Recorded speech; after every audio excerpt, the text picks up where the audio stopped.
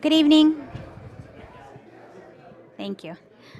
So I'm going to call to order this meeting of the City of Kingman City Council, Tuesday, May 7th. And with that, I will turn to Clerk Meredith for roll call, please. Mayor Watkins is excused this evening. Vice Mayor Samley? Here. Councilmember Eric? Present. Councilmember Savage? Here. Councilmember Scott Staley? Present. Councilmember Walker? Here. Councilmember Ward? Here. We have a quorum. Thank you. Now, if you will join me by standing and participating if you wish. Invocation will be given tonight by Pastor Dennis Cronkite with College Park Baptist Church, followed by the Pledge of Allegiance. Councilman Walker, would you do Pledge of Allegiance, please? Thank you. Let's join together in prayer, can we please? Great God and Heavenly Father, we thank you that we can gather together for business tonight. We thank you, Father, for a council that cares about this city and the events that happen here. So we're grateful for them. We're grateful for the fact that you have put them in positions of leadership. We pray, Father, that you might be with this meeting and have your favor upon it. We're reminded from the scripture that every good gift and perfect gift is from above and comes down from the Father of lights, with whom is no variableness, neither shadow of turning. So, Father, we are grateful for good people that serve our city and for good motives and hearts that want to bring benefit and favor to this community. So we pray that that might be aided by the God of heaven tonight as there's a meeting and discussion and all the things that are decided tonight. Then, Father, we're mindful of the fact that you have given us life and breath and that you've sent a Savior to love us and to give his life for us. So we bless you for that. And again, thank you and pray your favor on this time. And we ask it all in Jesus' name. Amen. Amen. Yes. Pledge allegiance to the flag of the United States of America and to the republic for which it stands, one nation under God, indivisible, with liberty and justice for all.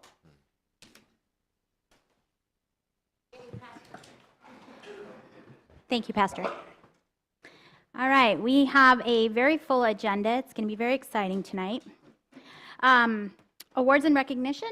I have a proclamation for National Cities, Towns, and Villages Month that I would like to read. Whereas the National League of Cities was founded in 1924 in Lawrence, Kansas, as the American Municipal Association by state municipal leagues, seeking more coordination and national representation as cities, towns, and villages expanded rapidly. Whereas the nonpartisan National League of Cities is the oldest and largest organization representing municipal governments throughout the United States, representing the interests of more than 19,000 cities, towns, and villages across the country. Whereas today, the National League of Cities works in partnership with 49 state municipal leagues across the country to strengthen local leadership, drive innovation, and influence the federal policies that impact local programs and operations. Whereas the voice of cities, towns, and villages in Washington, D.C., the National League of Cities has successfully championed federal legislative solutions that support municipalities and has worked closely with Congress and the executive branch to educate policymakers on the realities of local implementation. Whereas City of Kingman is a proud member of the National League of Cities and has benefited from the organization's research, technical expertise, federal advocacy, and opportunities to learn from other local governments. Whereas local governments are the bedrock of American democracy, providing 336 million residents with the most accountable, responsive, inclusive, ethical, and transparent government in the world.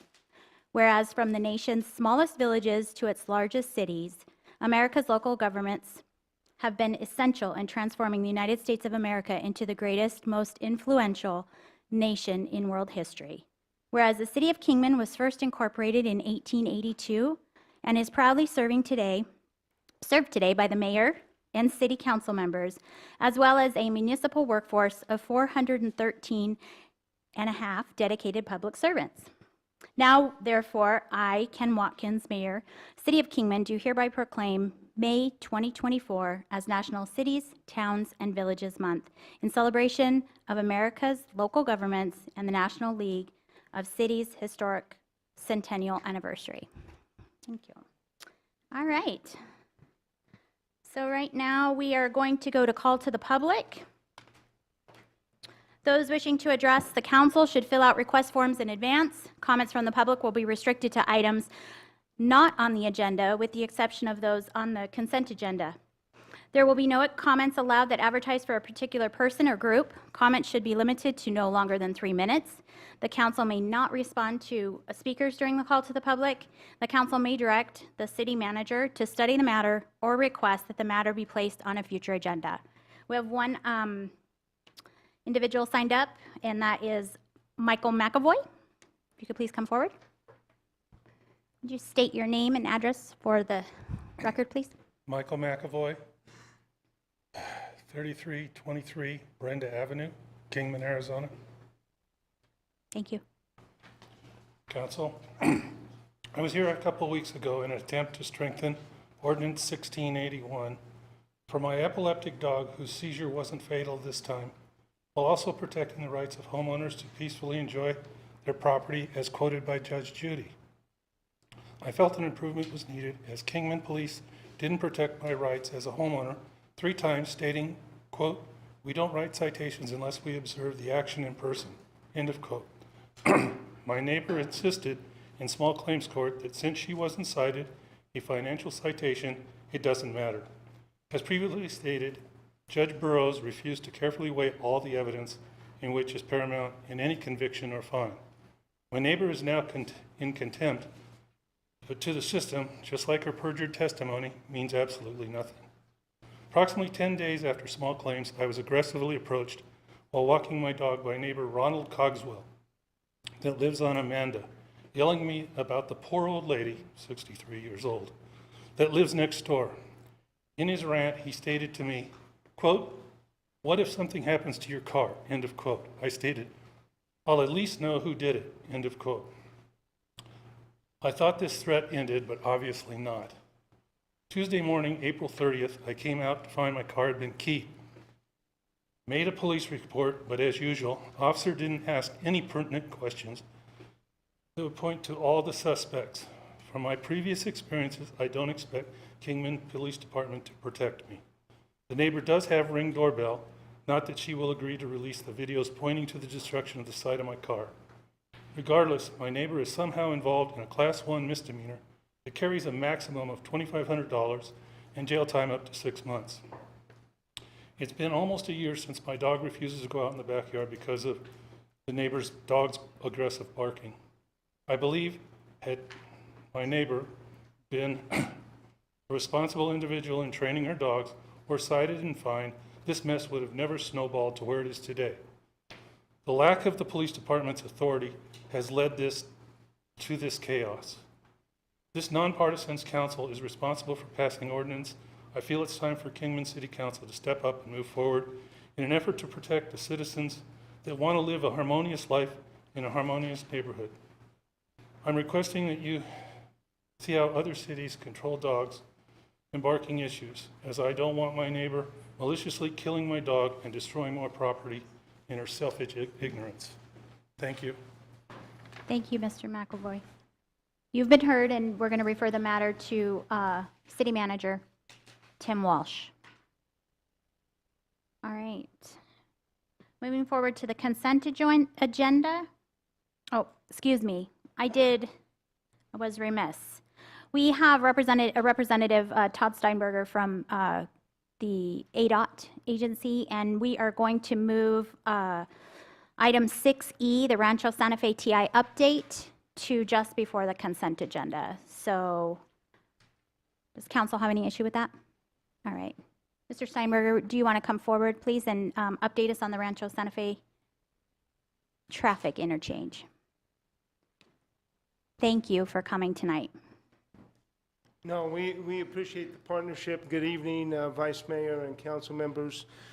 We will be getting comments back on the revised Stage 4 plans, special provisions, everything at the end of this week, and we are on track to advertise the Rancho Santa Fe traffic interchange at the end of June. Our project management group will do some coordination on invoicing with the city manager and staff, and that's the brief update I have on the Rancho Santa Fe TI. Any questions? Council, do you have any questions? Okay, go ahead, Councilor Staley. Thank you for the update. We do appreciate you being here. This is very exciting because we're getting so close to actual shovels in the ground. Can you tell me how long that bid process will be? That bid process, depending on when we advertise it out at the end of June, it will approximately take about 2 months until bids are open. And then you're looking at approximately another month until it will be awarded, depending on where the bids come back at. Uh-huh. So, that, So it's about a 90-day process. yes.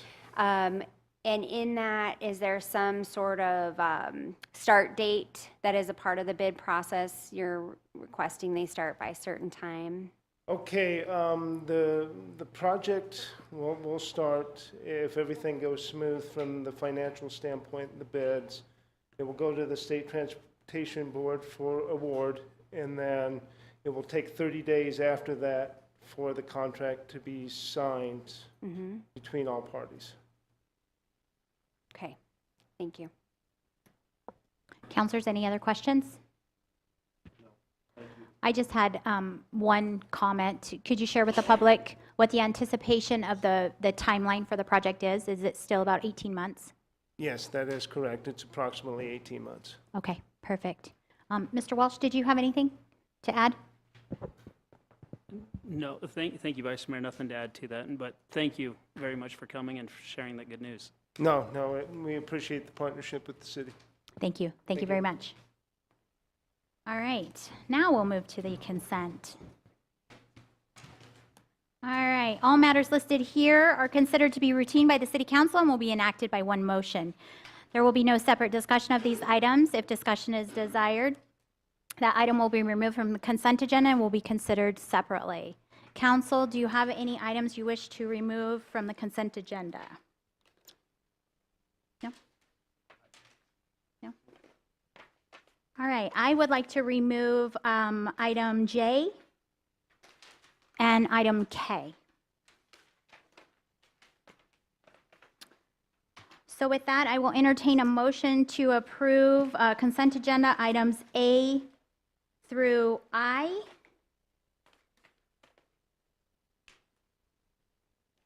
L and M. Okay, and actually, I'm going to remove L as well. My apologies. So now I will entertain a motion to approve items A through I and M of the consent agenda. I'll second. I have a motion and a second. All those in favor signify by saying aye. Aye. All those opposed?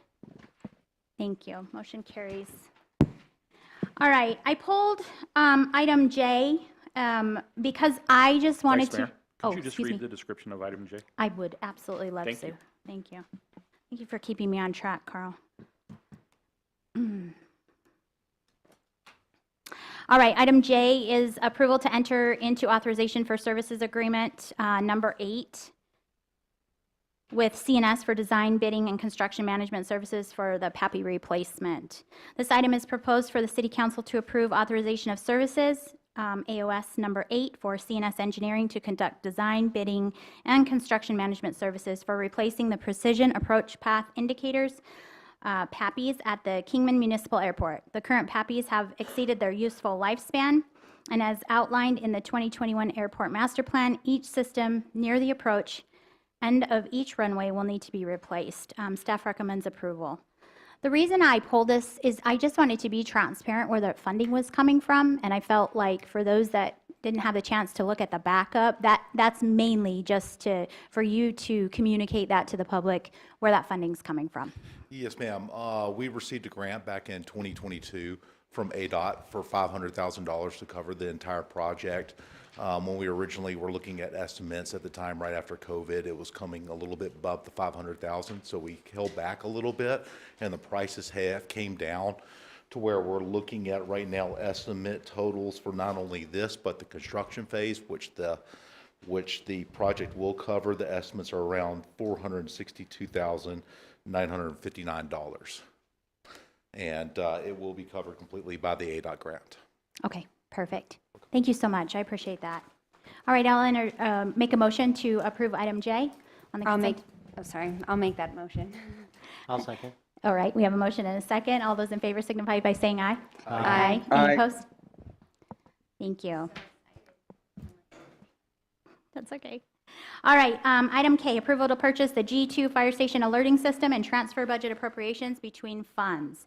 The department is seeking approval for the purchase of a G2 fire station alerting system for dispatch in the amount of $58,203.65, and for fire station number 22 in the amount of $87,893.41. The total for both is $146,097.06.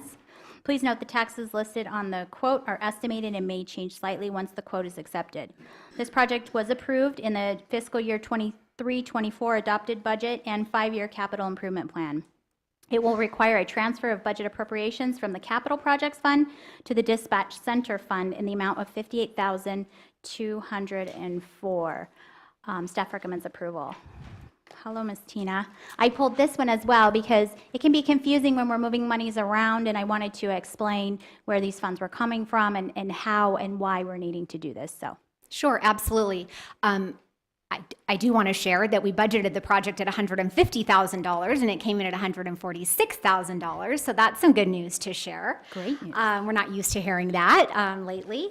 However, as far as the project itself, it was budgeted in the Capital Projects Fund. And if we don't have a budget for something, we typically cannot spend the money for it. So once the quote came in, we recognized that there is a portion of this project that is actually being used for the dispatch center. And the dispatch center has their own funding mechanism for all of their items.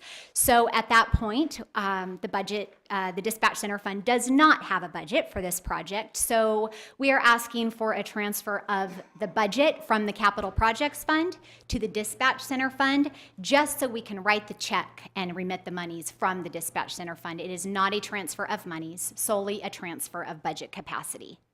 Perfect. Thank you. Thank you. Council, any questions? All right, I'll entertain a motion to approve item K. I'll make the motion. We have a motion, a second? I'll second it. All right, Sean, thank you. We have a motion and a second. All those in favor signify by saying aye. Aye. Any Aye. opposed? All right, the motion carries. I pulled item L because I have a conflict of interest, and I'm going to recuse myself from voting on this item.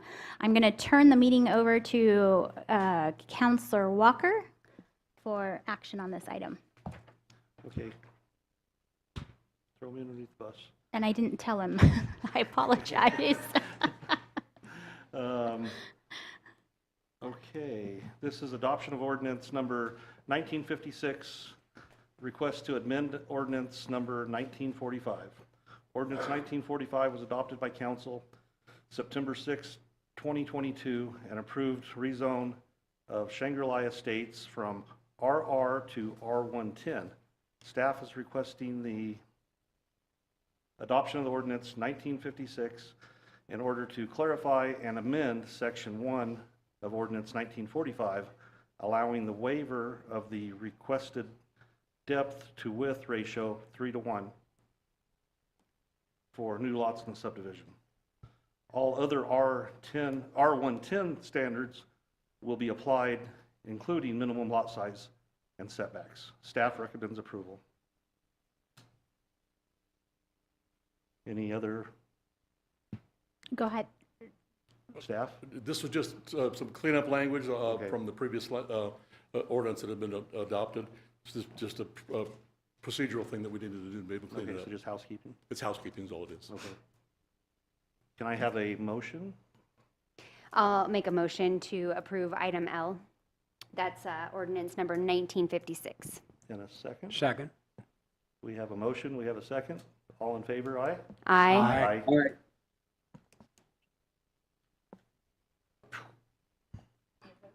Any opposed?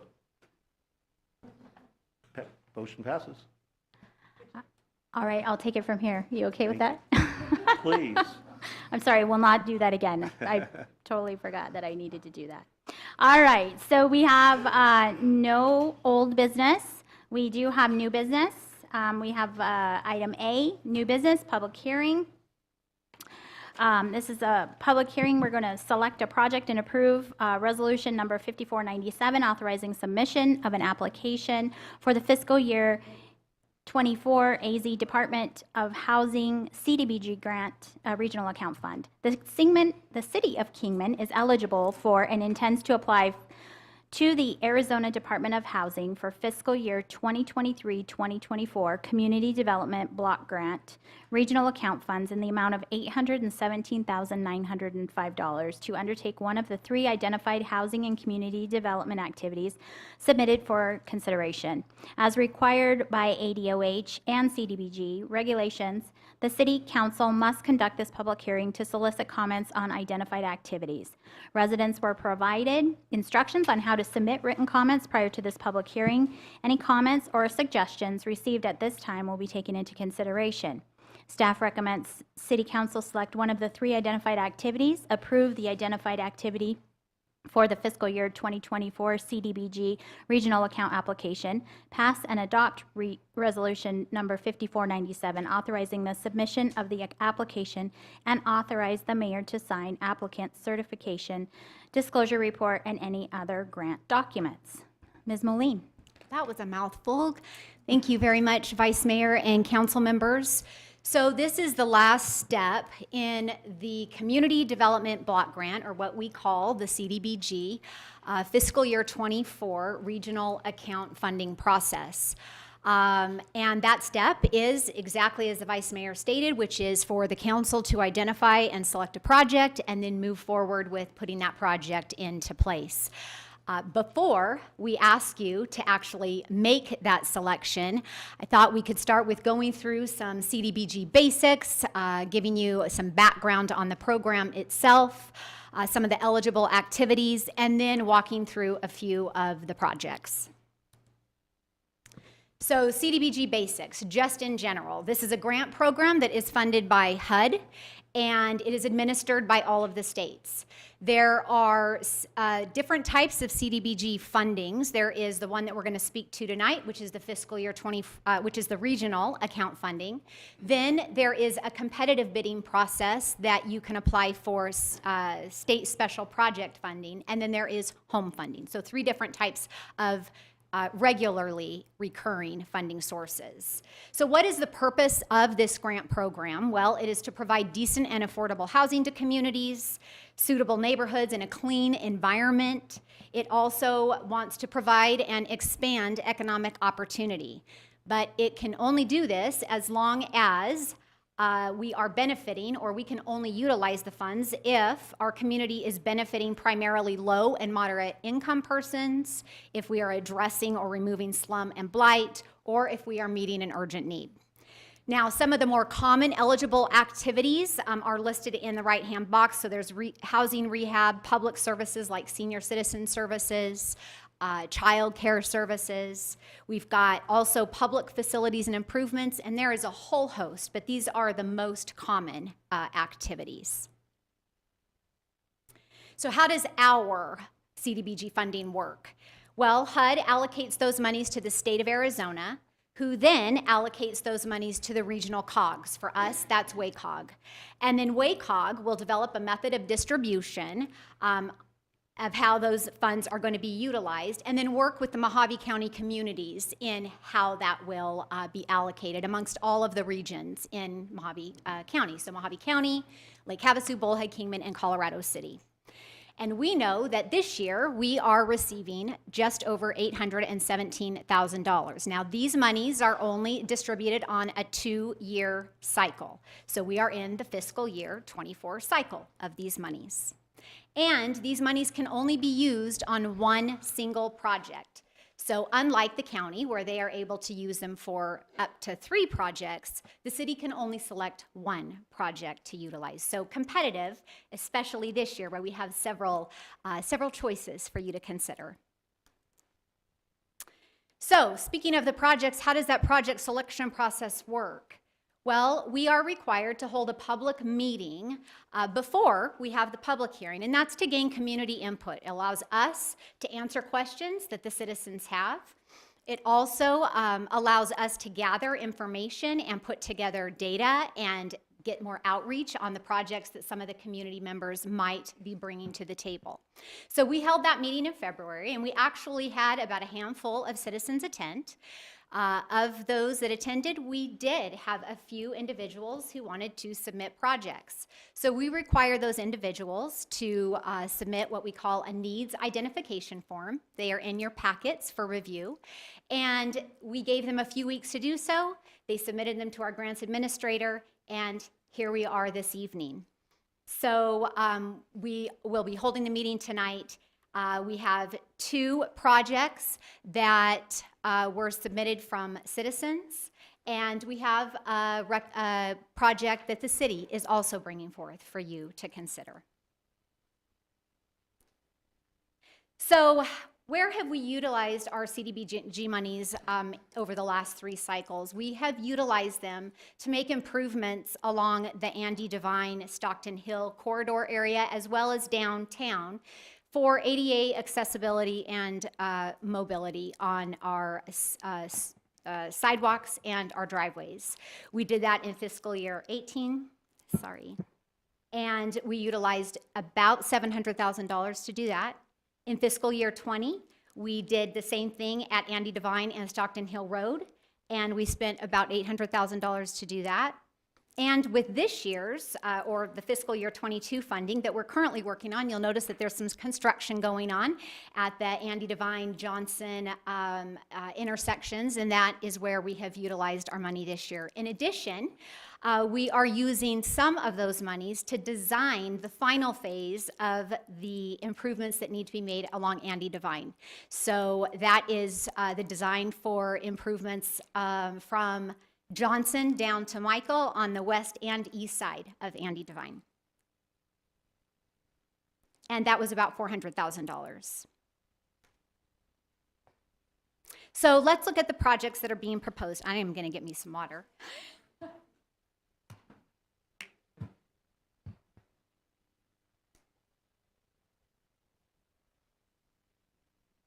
So the first project is the project that is being proposed by city staff, and that is to complete the construction of the ADA improvements along Andy Devine between Johnson and Michael. It's on, again, the west and the east side. It's about 1.5 miles of improvements, and again, it's just to complete that final segment on the Andy Devine improvements. We also had, Mr. Farrell and his team submit a project for their Veterans Center that is just located down the street here. So if you recall, a couple of years ago, after they purchased the building, we served as a pass-through entity for them to receive about $2 million, or actually exactly $2 million in CDBG money, so that they could get that building moving and remodeled. Hopefully, it was going to complete it. We know how costs are, and so the $2 million did not completely finish that remodel. And so there is still some work to be done. So they have requested about $879,000 to complete that project. In the needs assessment form, it also outlines, so we've got what that project includes here, but it also is, what was not included here is it will also be replacing the roof as well. So although we only have about $818,000 in our funding, they need $880,000. They have gotten pledges from Mojave County as well as the Arizona Veterans Donation Fund to make up that difference. The third project is an $80,000 project that is extending sewer on Beverly between 5th Street and 4th Street. Now, this will only take $80,000 of our funding, and I think it's important to point out that any monies, because we can only select one project, any monies that we don't use have to be remitted back to the state of Arizona. So we would be remitting back to the state about $730,000 with this particular project. So with that, the next steps are, of course, hold the public hearing. I know that we have members in the public that will be addressing their projects or speaking to them. And then we will be asking the council to identify one of the projects to be used for funding with this source. And then, in just a couple of weeks, we will be required to submit the application to the state of Arizona. And then, if it's approved, we would then be awarded the funding. So with that, if there are any questions that staff can ask, we are available. Otherwise, I'll just sit on the sidelines and yes. Council, do you have questions? Yes. Councilor Staley. I have a couple questions about these two of these projects. One, the project that the city is putting forth for the ADA improvements. What I remember, I think from 2018, was that we used this money to do ADA improvements on Andy Devine because we were required to improve ADA when we repaved Andy Devine up through El Trev. And then we just continued to keep doing those street improvements. My question is, do we have a project coming up on this next section of Andy Devine that we need to do these ADA improvements in order to repave the road or change the road at all? Don't believe so. I think it's just to complete the segments on Andy Devine that need those ADA improvements and that have not been addressed to date. Perfect. That's what I thought. So it isn't imperative that in this cycle we do those ADA improvements. They won't hold up street improvements at all. Yes. Correct. Okay. Then my other question was about the sewer projects. I also remember there was a time when we did have some funding in our budget where we would help residents connect to sewer. Do we still have those funds available? We sure do. We're actually using, we have $50,000 that we allocate each year. That was based on council's direction years ago. And we are actually using them for the Devlin Sewer Project. We've had several of our customers apply for funding on that. Perfect. So maybe in the next cycle, should we not choose the sewer project, these residents, these 3 homes, they could apply for that $50,000. Would they qualify? Tina? We would have to look at. They may qualify, but there is funding there as a plan B for those homeowners. Okay, those were my 2 questions. But there is no sewer in that area right now, so we would have to extend, Okay. obviously, the sewer for them to apply to connect. Thank you. All right, councilors, any other questions? No? All right, I'm going to open the public hearing. So with that, we have 3 individuals that would like to speak at the public hearing. And we'll go ahead and start with Casey Farrell. If you want to come up, please, state your name and address for the record. And we are going to provide you with 3 minutes. Okay, thank you, Council. Thank you. Vice Mayor, my name is Casey Farrell, 2715 Pasadena Avenue, Kingman, Arizona, 86401. I am the Program Director for the Jerry Ambrose Veterans Council Operation 6 Low Demand Program. We recently changed from a grant per diem program with the VA to a low demand program with the VA. What that means is we are now taking on the hardest of the hard to service our veterans, the ones that have not necessarily been successful in the past in obtaining housing and being able to stay in them.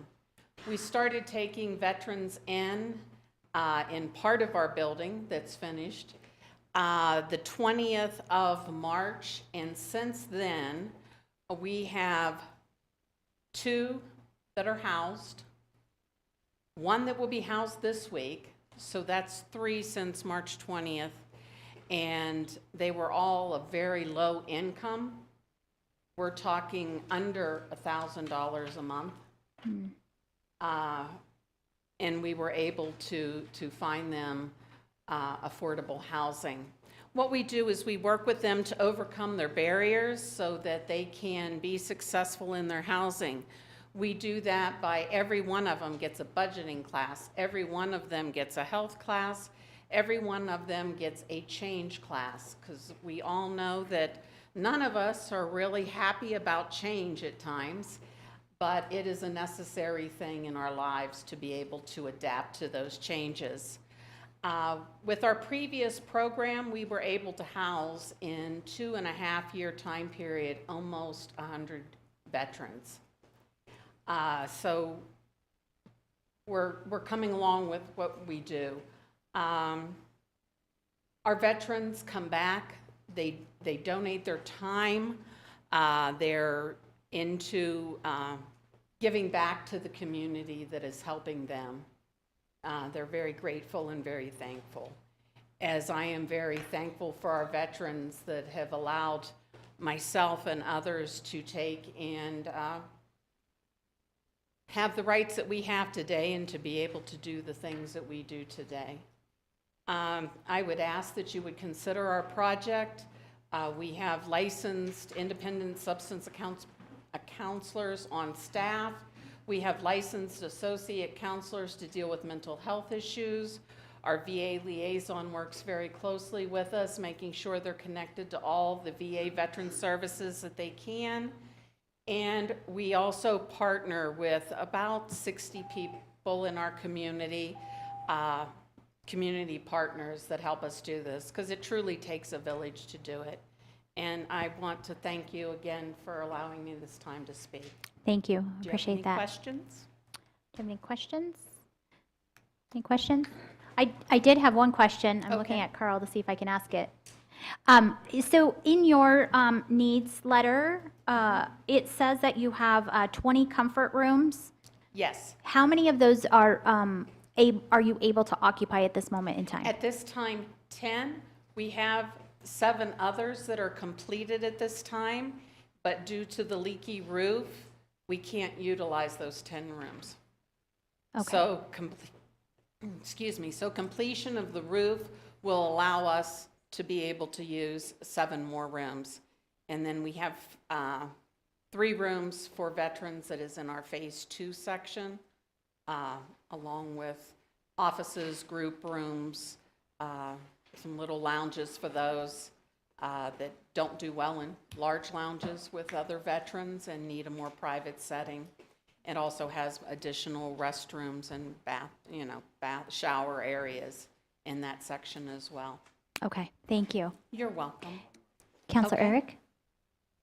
The additional 61,000 that you look for from the state VA and whatnot, that's contingent of receiving this, correct? I will allow probably your next speaker to address that, if that's fine, with Yeah. Pat Farrell, Okay, thank you. and he can give you more insight on that.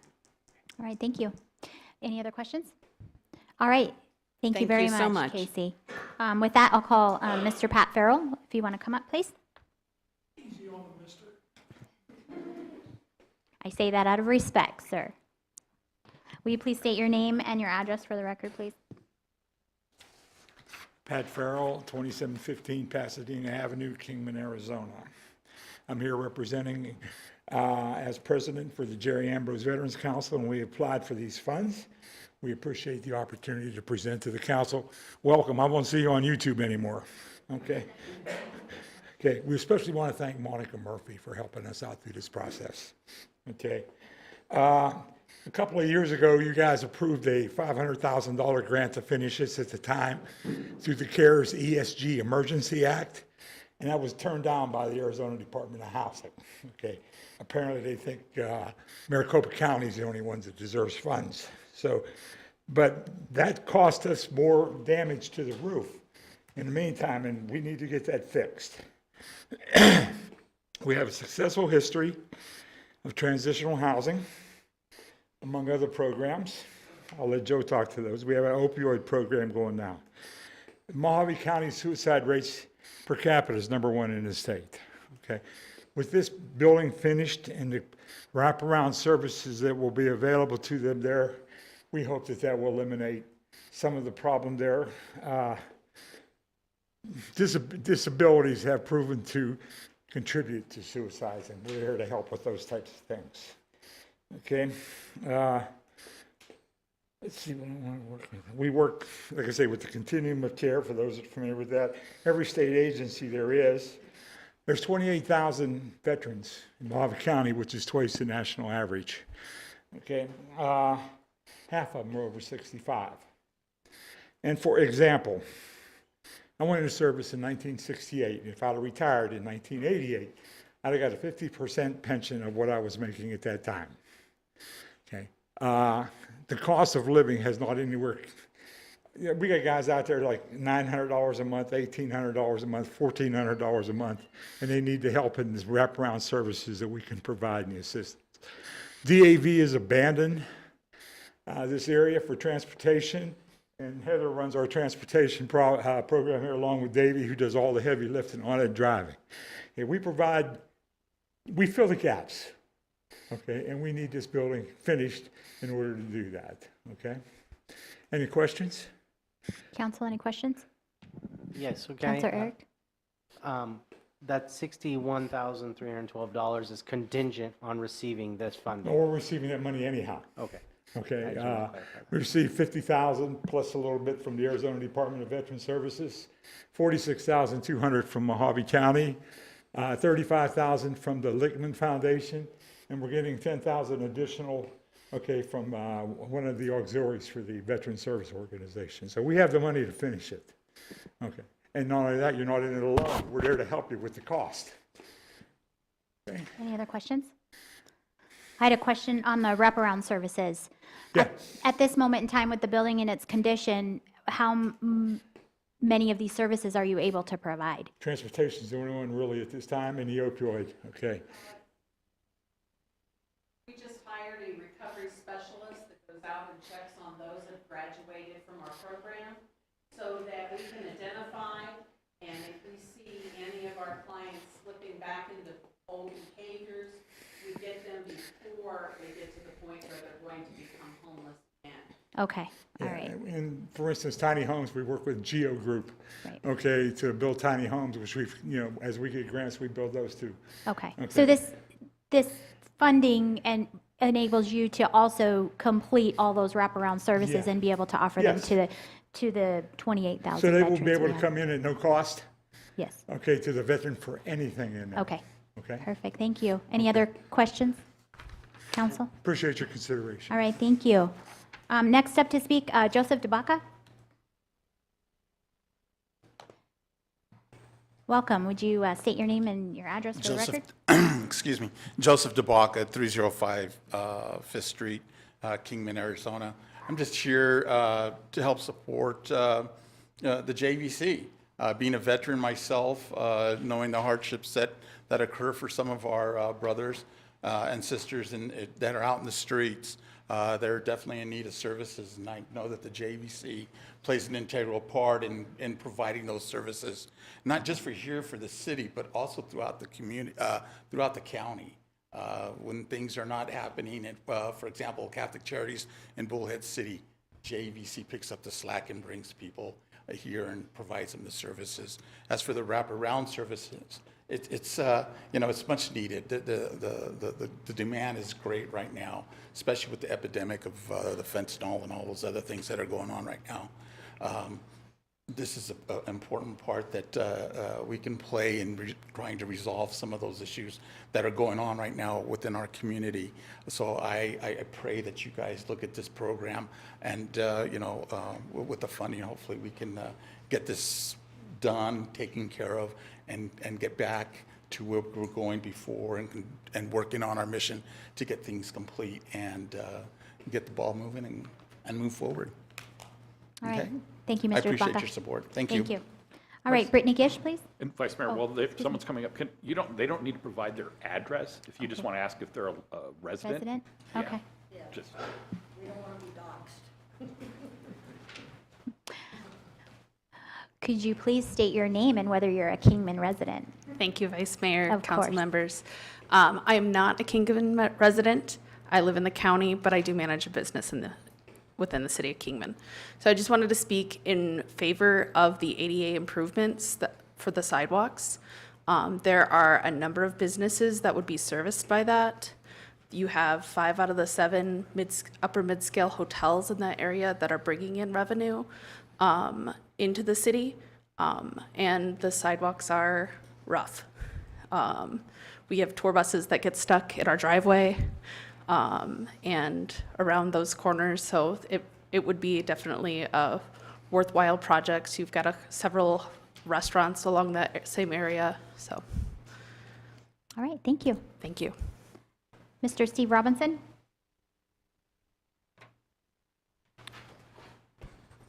Stephen Robinson. I do not live in the city, but my 2 brothers and my cousin do. I wasn't planning to speak, but my 2 brothers are veterans. My dad and stepdad are veterans. 4 of my uncles are veterans, and a dozen cousins, I lost track, served in various departments. One lost his lung, lost his life due to Agent Orange. The other lost his legs in Nam. I am a tax accountant, so I have my tax clients give as much as they can to Jerry Ambrose Veterans Council because I know what they do. They do a great job for our veterans. And when we see all the veterans on the street still, I wish I could reach out and help them, but unless they want help, all I can do is encourage them to get help. So we've done a lot of road projects.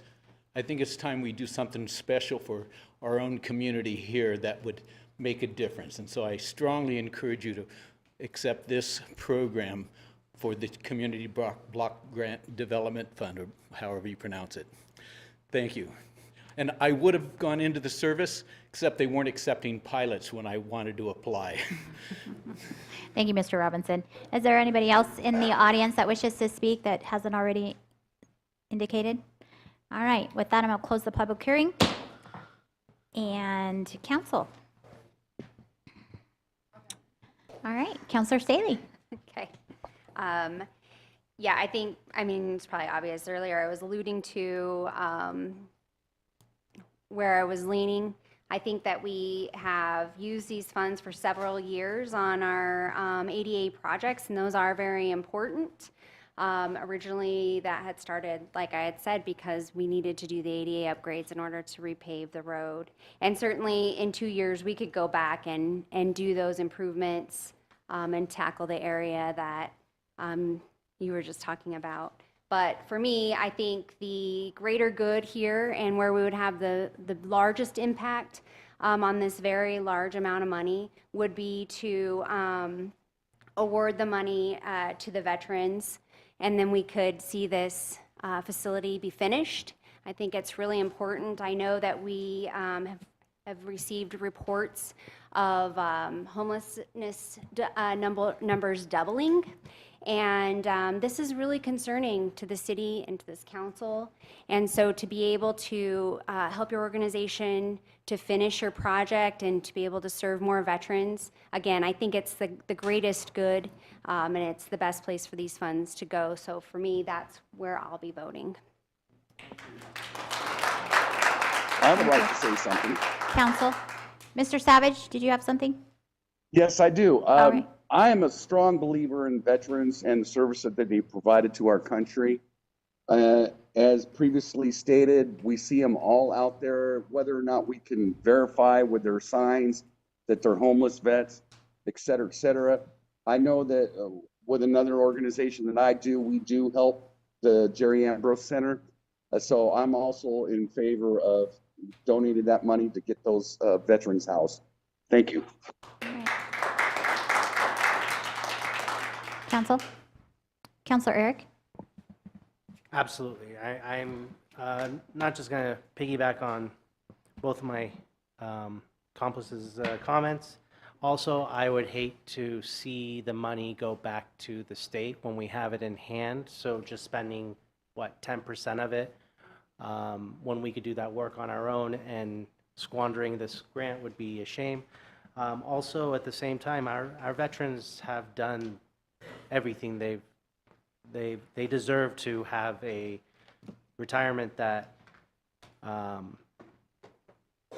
is redeemable. Like, we need to take care of them. So I too am for this, absolutely 100%, especially with the wraparound services. We need to do everything we can, so. All right. Any other comments? Smiley? I'm 100% in agreement with the rest of them on the Jerry and Bruce Veteran Center. Perfect. I just had some comments as well. It just seems like this checks all the boxes that the funding was made for: an urgent need, provide housing, low to moderate income, and it just pains me to see a building sitting there that can't be utilized to its full capacity when we have the funding that can assist with that. You know, I sit month after month or every other month in Judge Singer's court at the vet graduation, and these are some of our most cherished citizens, and we really need to we need to give back. We're going to hear later in our agenda about homelessness and just the overall need in our community, and I can't think of a better way to spend the state's money than to get you guys up and running at full capacity, and I want to be invited to that grand opening. So, all right, with that, Councilor Walker? I was just letting Smiley go in front of me. Oh. Respect to my elder. I agree with everything that was said here. I think this is the best use of this money that we could do, and I totally support this, so that's the way I'll be voting. All right, I'll entertain a motion. I'll make that motion. I'll second. All right, so we have a motion and a second to select the JAVC for the CDBG grant funding. All those in favor signify by saying aye. Aye. Aye. Anyone opposed? All right, congratulations.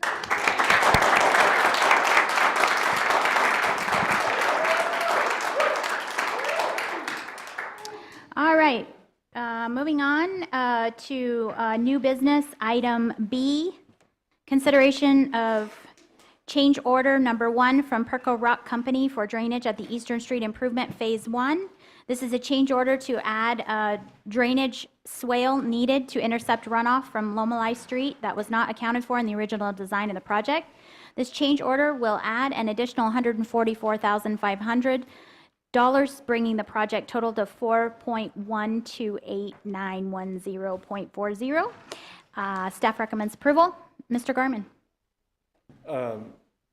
Thank you, Vice Mayor and Council. I just wanted to add a few comments here to clarify what's going on with the change order.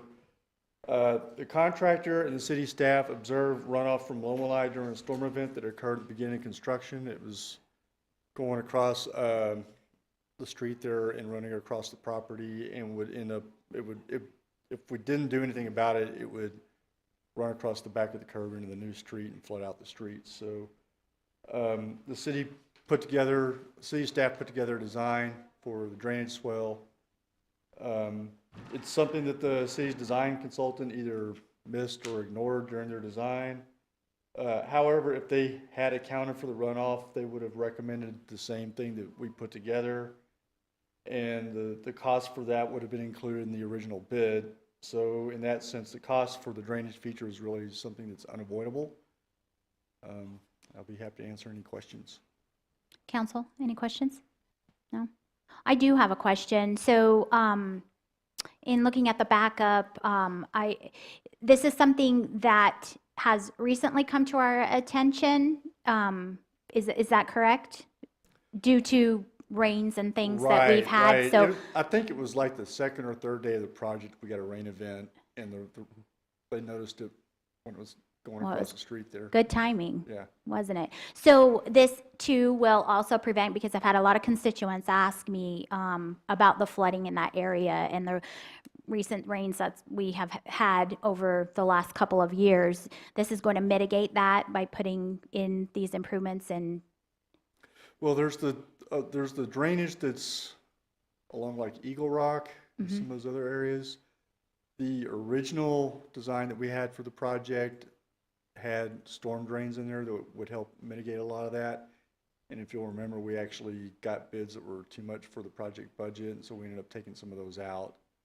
So in that sense, I don't really know there's going to be any drainage improvements from the project. We're just trying to handle something that's going to keep the water from flooding out the new part of the street. Okay, all right. Okay, any questions, council? I'll entertain a motion. I'll make that motion. I'll second. All right, we have a motion and we have a second. All those in favor signify by saying aye. Aye. Aye. Any opposed? All right, motion carries. Item C, consideration of change order number 2 from Perco Rock Company for a roadway bypass at the Eastern Improvement Phase 1. This is a change order to do a roadway bypass to utilize the city's right-of-way within the Serena Grace Meadows subdivision at the southeast corner of Eastern Street and Calumet Street. This change order will add an additional $31,394, bringing the total project to $4,160,304.40. Staff recommends approval. Mr. Garman. Okay, just to add some information here.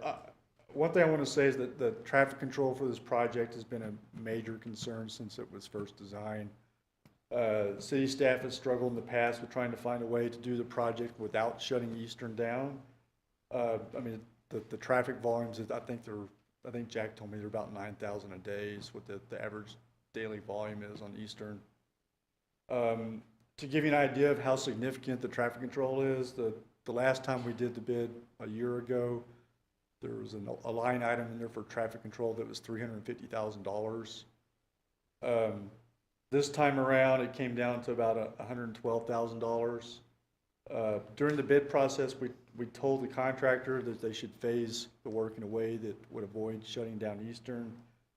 But we all, after they got the job, we all sat around and talked about it and looked at it. There's just no way, mainly because of the completion of the intersection at Calumet in Eastern, there's just no way to keep from shutting the road down. The only way to possibly avoid a complete shutdown would be do the project one lane at a time and then put flaggers out there to control the flow of traffic.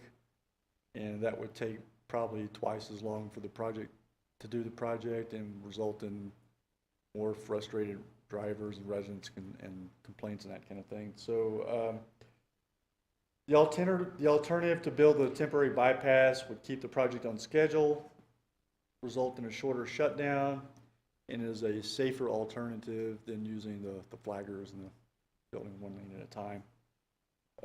Also, I wanted to point out that even with both of these change orders, the cost of the project will still be well underneath the budget. I think if you add the two together, it's less than 4.5% of the project total. So that's all I got.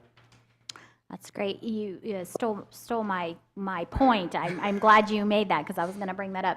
Did you have something to say, Councilor Ward? Yeah, what are they going to do there, Mike? Now they've got it closed off and you just come up. Are they going to cut through that other property or are they just going to leave it? I mean, is there going to be a light? Well, currently the property is, there's recorded public right-of-way already through there. Angle Homes is going to give us a little snippet of land through a temporary construction easement.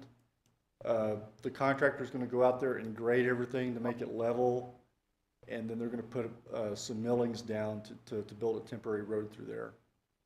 Okay, that's all. I live in that area, so I'm just curious. Yep. Anyone else have any comments? I do. Mr. Savage? Oh, thank you, Vice Mayor.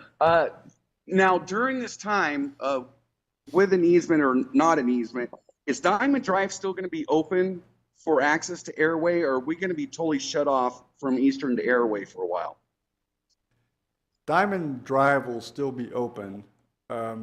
It's going to be open all the way to Calumet, and then there's a detour on Calumet. And that detour on Calumet will stay open until they build the intersection there. And then when they build the intersection, that's when we'll open the bypass that'll go directly onto Eastern. Okay, so if by chance we have an emergency over on this side of the city, is that going to cause a clog of residents trying to get out of that area? Say there's a fire or whatever, hypothetically. Is it going to cause a problem? I would imagine the flow of traffic will be slower than usual. There'll probably be a lot of cars trying to get through that bypass. I'm not really sure how to answer your question about the emergency. It seems like it might be a problem. I'm not sure. Well, as an example, I normally head to my job at 7 o'clock in the morning. And Wallapai Mountain Road is backed up big time. And I'm just hoping that it won't be a clog, and that's just on normal traffic days, not if there's an emergency of evacuation needs. That's my concern of having that slow down to airway, because that's only currently the second way the residents over here have to get out. Yeah, one thing that might help a little bit is that the shutdown we're talking about is more than likely going to be after school lets out, so there won't be as much school traffic going from Airway down to Wallapai Mountain Road.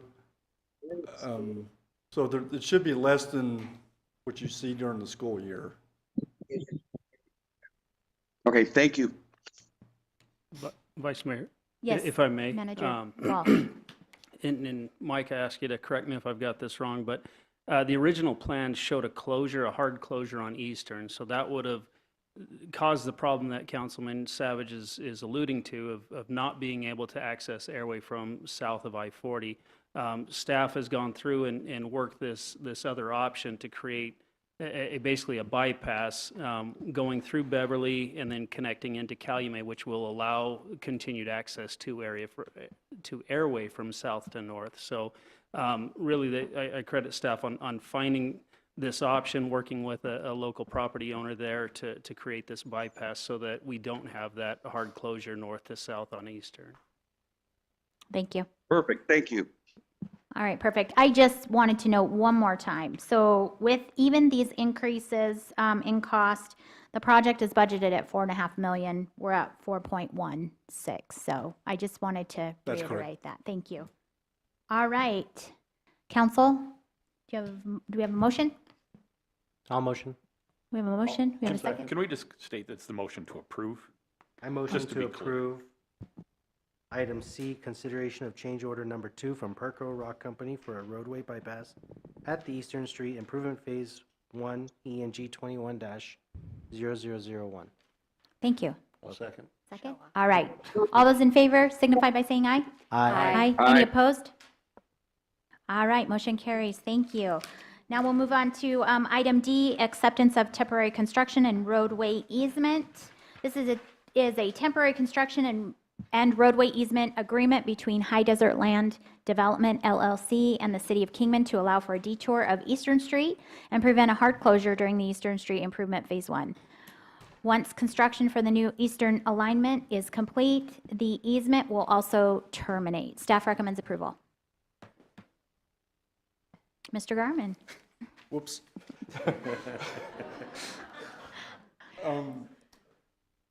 Do you have a map or something? There should have been an attachment. I don't know if you can see it or not. Yeah. It's a very small easement. It's basically just across one property so that we can complete the bypass road. I'll be happy to answer any questions you have. Vice Mayor, if I may, this is in conjunction with the last item that council just approved. So Yeah, this I is that easement that I think allows we for that talked about bypass. that, yeah. So with that, I'll entertain a motion to approve. I'll second that. We have a motion, we have a second. All those in favor signify by saying aye. Aye. Aye. Any opposed? Aye. All right, motion carries. All right, item E, report of funding issues for local shelters. And just a basic update, staff was made aware of funding issues for our local shelters that are facing, due to a halt in funding from the Arizona Housing Coalition. The affected shelters are Cornerstone Mission, the Kingman Aid to Abused People Shelter, and Arizona Youth Partnership. It has been communicated that the funding will be provided. There's just a halt in the payments at this time. Staff seeks council direction in working with the 3 agencies to develop agreements with each agency, allowing for a one-time loan or other instruments to help cover operating costs until funding is reestablished. Counselor Staley, I know that you had asked that this be put on the agenda. Did you want to speak to this? I don't have much to say. I think the community is very concerned about the fact that we have these 3 organizations that serve a great need in the community, and right now their funding is being held up, and I think there's concern that that might stop or slow services. And I really appreciate having those organizations represented here tonight, and I think they could say it better than I can. So I'd like to hear what they have to say about what they're experiencing right now in the community. If I could just interrupt real quick, that was an old language. There should have been some updated language regarding that item. Because this is old.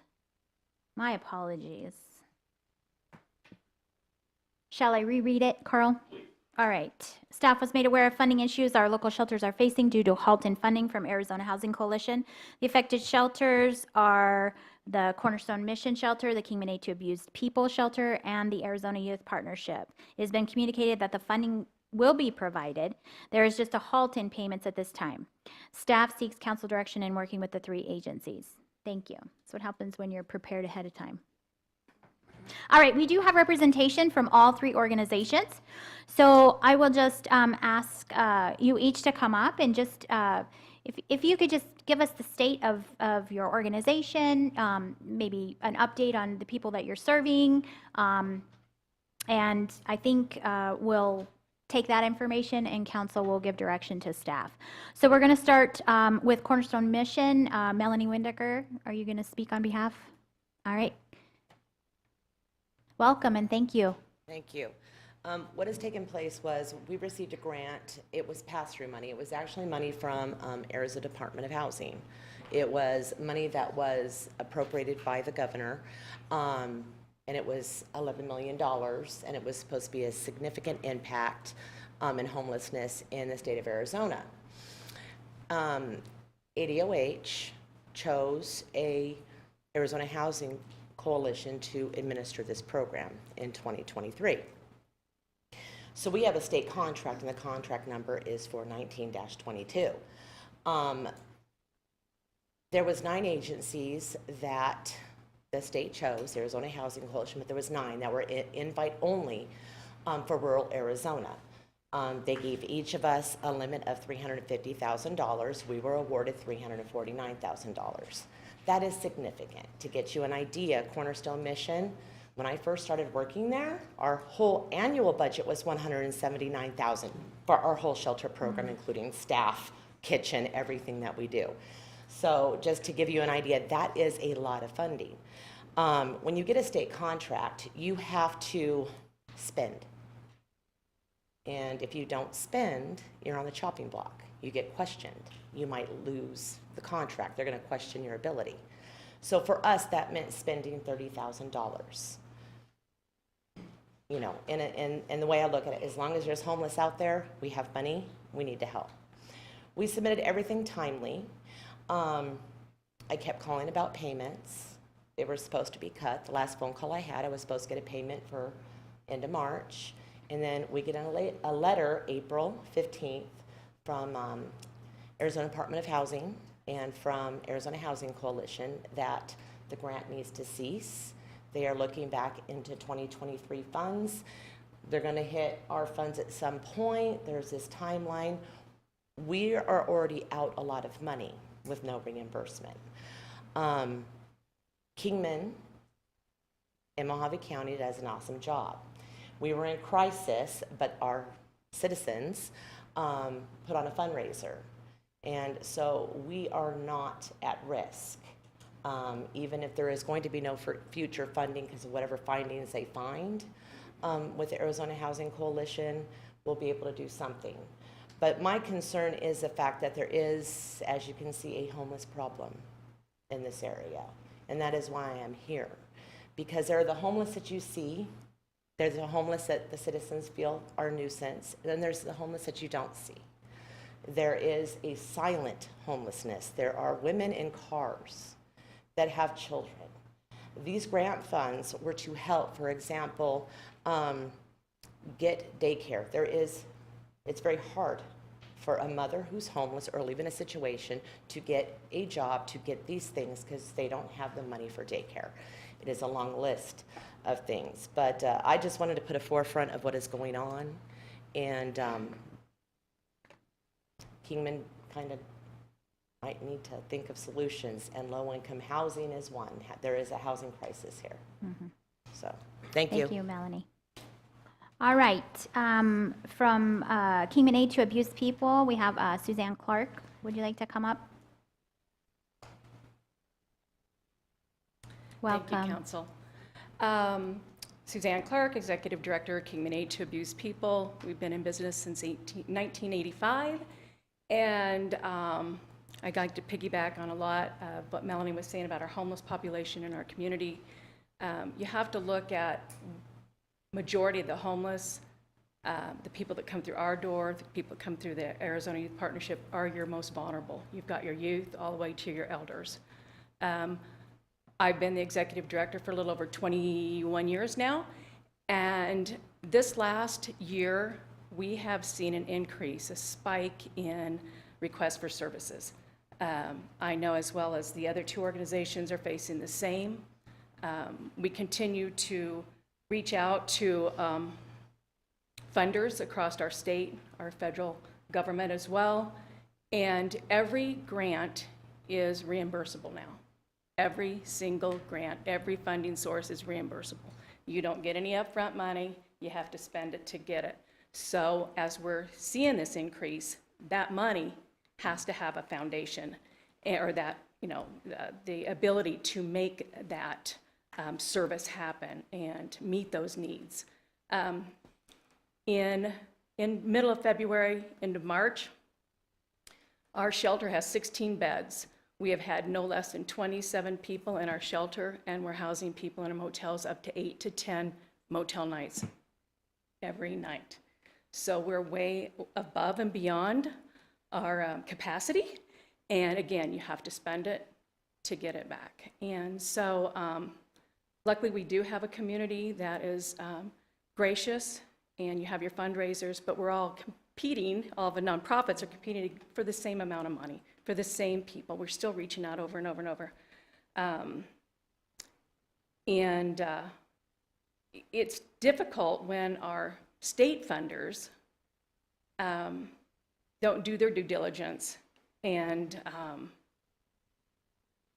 provide the proper documentation and the requests that our Arizona department had put on the coalition to ensure that everybody was meeting the requirements. And unfortunately, the ones since back in May of 2023 had not been. And so kind of the last three, the Rural Solutions Grant that was put out was part of this money. And unfortunately, this flex fund that is so, so dire to meet these needs, to put somebody in a motel room, or to, I had a family and we finally got them moved out of the shelter and we got them into their own home. What was the biggest obstacle? A washer and dryer. The mom worked 2 jobs, had twins, couldn't get her laundry done. She was doing so much she could possibly do to continue to be self-sufficient, to enjoy her permanent supportive housing that we were helping out with. So we reached deep in our pocket, got our washer and dryer, but that was supposed to have come from this flex funds. And that's the kind of stuff we need to continue to do so we can ensure self-sufficiency, keep our families from becoming homeless, and we really want to just see a difference. I want to see a difference before I retire, and oh my goodness, I don't see that happening anytime soon. But I do hope that you guys consider, again, if we're on a reimbursement basis, to loan us the money, it's basically the same thing. So maybe consider keeping us in your hearts and prayers and your wallets, and making maybe an annual contribution. Thank you. Thank you. Kelly Tanner from Arizona Youth Partnership. Good evening, Council. Hello, welcome. Thank you for having me. I don't want to sound redundant because we all got the same funding. It is reimbursable. Like I said, many of us are $50,000 out without reimbursement. It's a big hit to hit for your programs, especially with rent costs, and we are paying rent, utilities, special programming for youth to get jobs, as well as daycare costs, everything from needing a battery so they could get to work for their car. Unfortunately, we got the notice on the 15th, as Melanie talked about, tax day of all things. So, and without notice, overnight, to cease spending. That being said, in the beginning of April, we were able to house 8 youth, 4 of which were parenting youth, so with their children, with rental assistance. Generally, we give them rental assistance for 3 to 6 months with wraparound services, case management, education, employment services, and those were all stopped. This is going to hit them the hardest because we are already receiving notice that they have pay or quit. So that means that they will be evicted to no fault of their own because we promised them we would help them. And now we can't until the state gets it together, so to speak. So I spoke briefly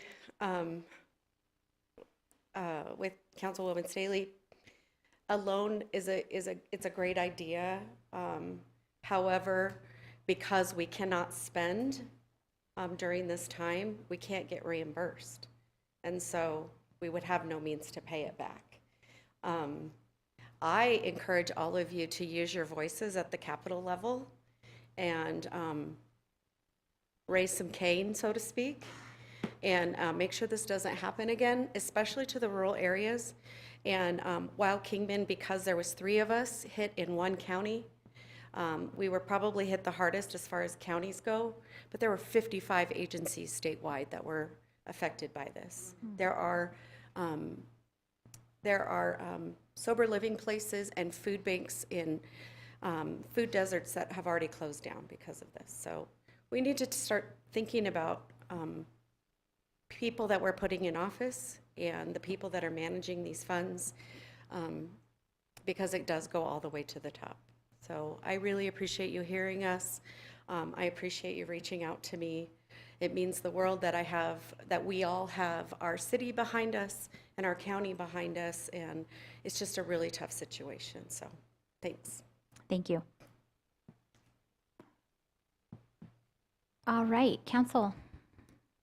What would we like to direct staff to do from this point? Councilor Staley? Yeah, I have a few things. First, I'd like to ask that staff works with our lobbyist firm he's here. Thank you for being here tonight. You can hear firsthand kind of how our community is impacted. I'd like to be advocating at the state capitol for this funding, and not just this funding, but it sounds like our community is in desperate need of a different type of funding where it's not reimbursable.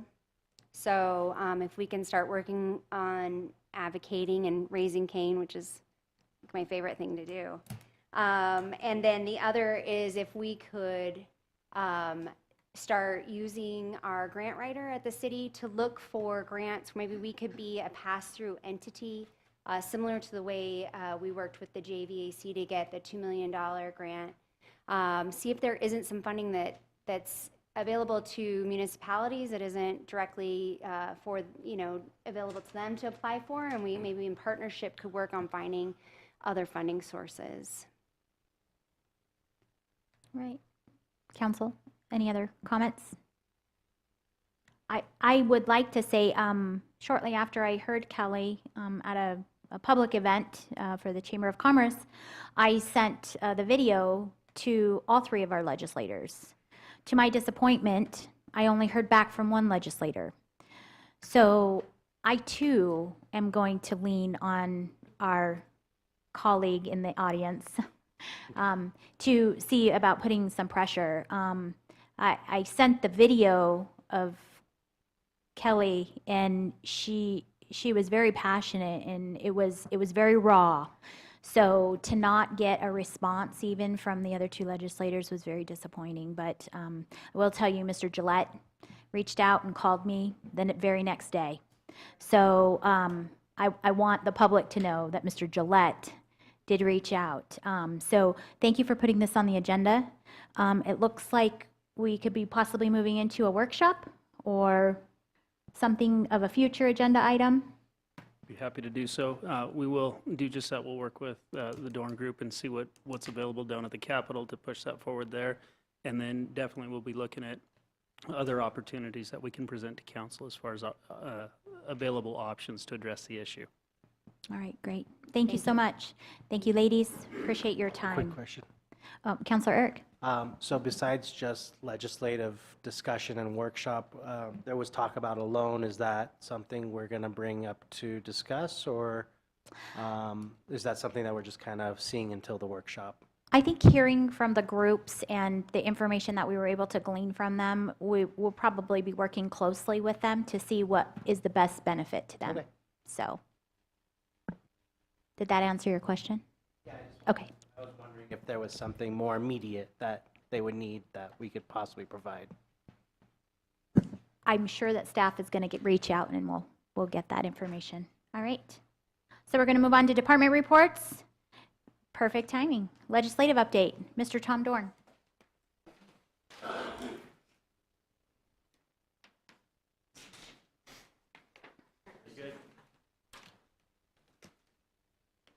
Welcome. Thank you, Madam Vice Mayor, members of the council. Nice to see all of you and meet you. Tom Dorn, Dorn Policy Group, your lobbyist down at the state capitol, or your suit, as I always say, your suit from Phoenix that's up here to touch base on everything. Well, first of all, what I wanted to say, well, I'm glad I got to hear that because there are while we focus on our agenda, every year, there's so many other things that are out there, so many grants that are available through the administration, whoever's the governor. There's always pots of money. It's always hard to get it though, but if you have the right people talking to the right people, sometimes you can get those things. Even if maybe the legislative team isn't, the legislators may not go out of their way because they have a long list of priorities that they have to advocate. There's other ways to get there. And so I think these other types of issues that are not always front and center when we're dealing with the Capitol, maybe that's something that we could work on together. So I think I sent, oh my, well, you have the old one. It's okay. I will talk about the changes. That's my fault, obviously, that we sent up. But I will go through what I have, and which is the current May 7th today. And so we'll talk about that. But first of all, what I wanted to say was first that Tina, Miss Moline, I just wanted to commend her for her time as city manager.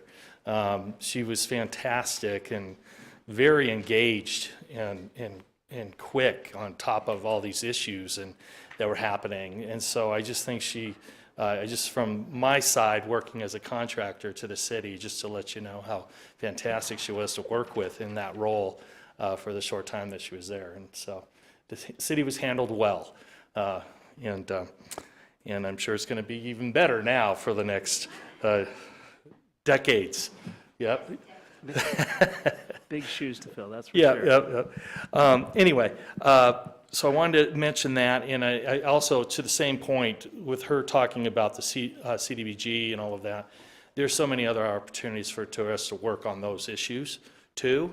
Sometimes you can work on federal match in different ways, but I can follow up with her on that. Oh, there we are.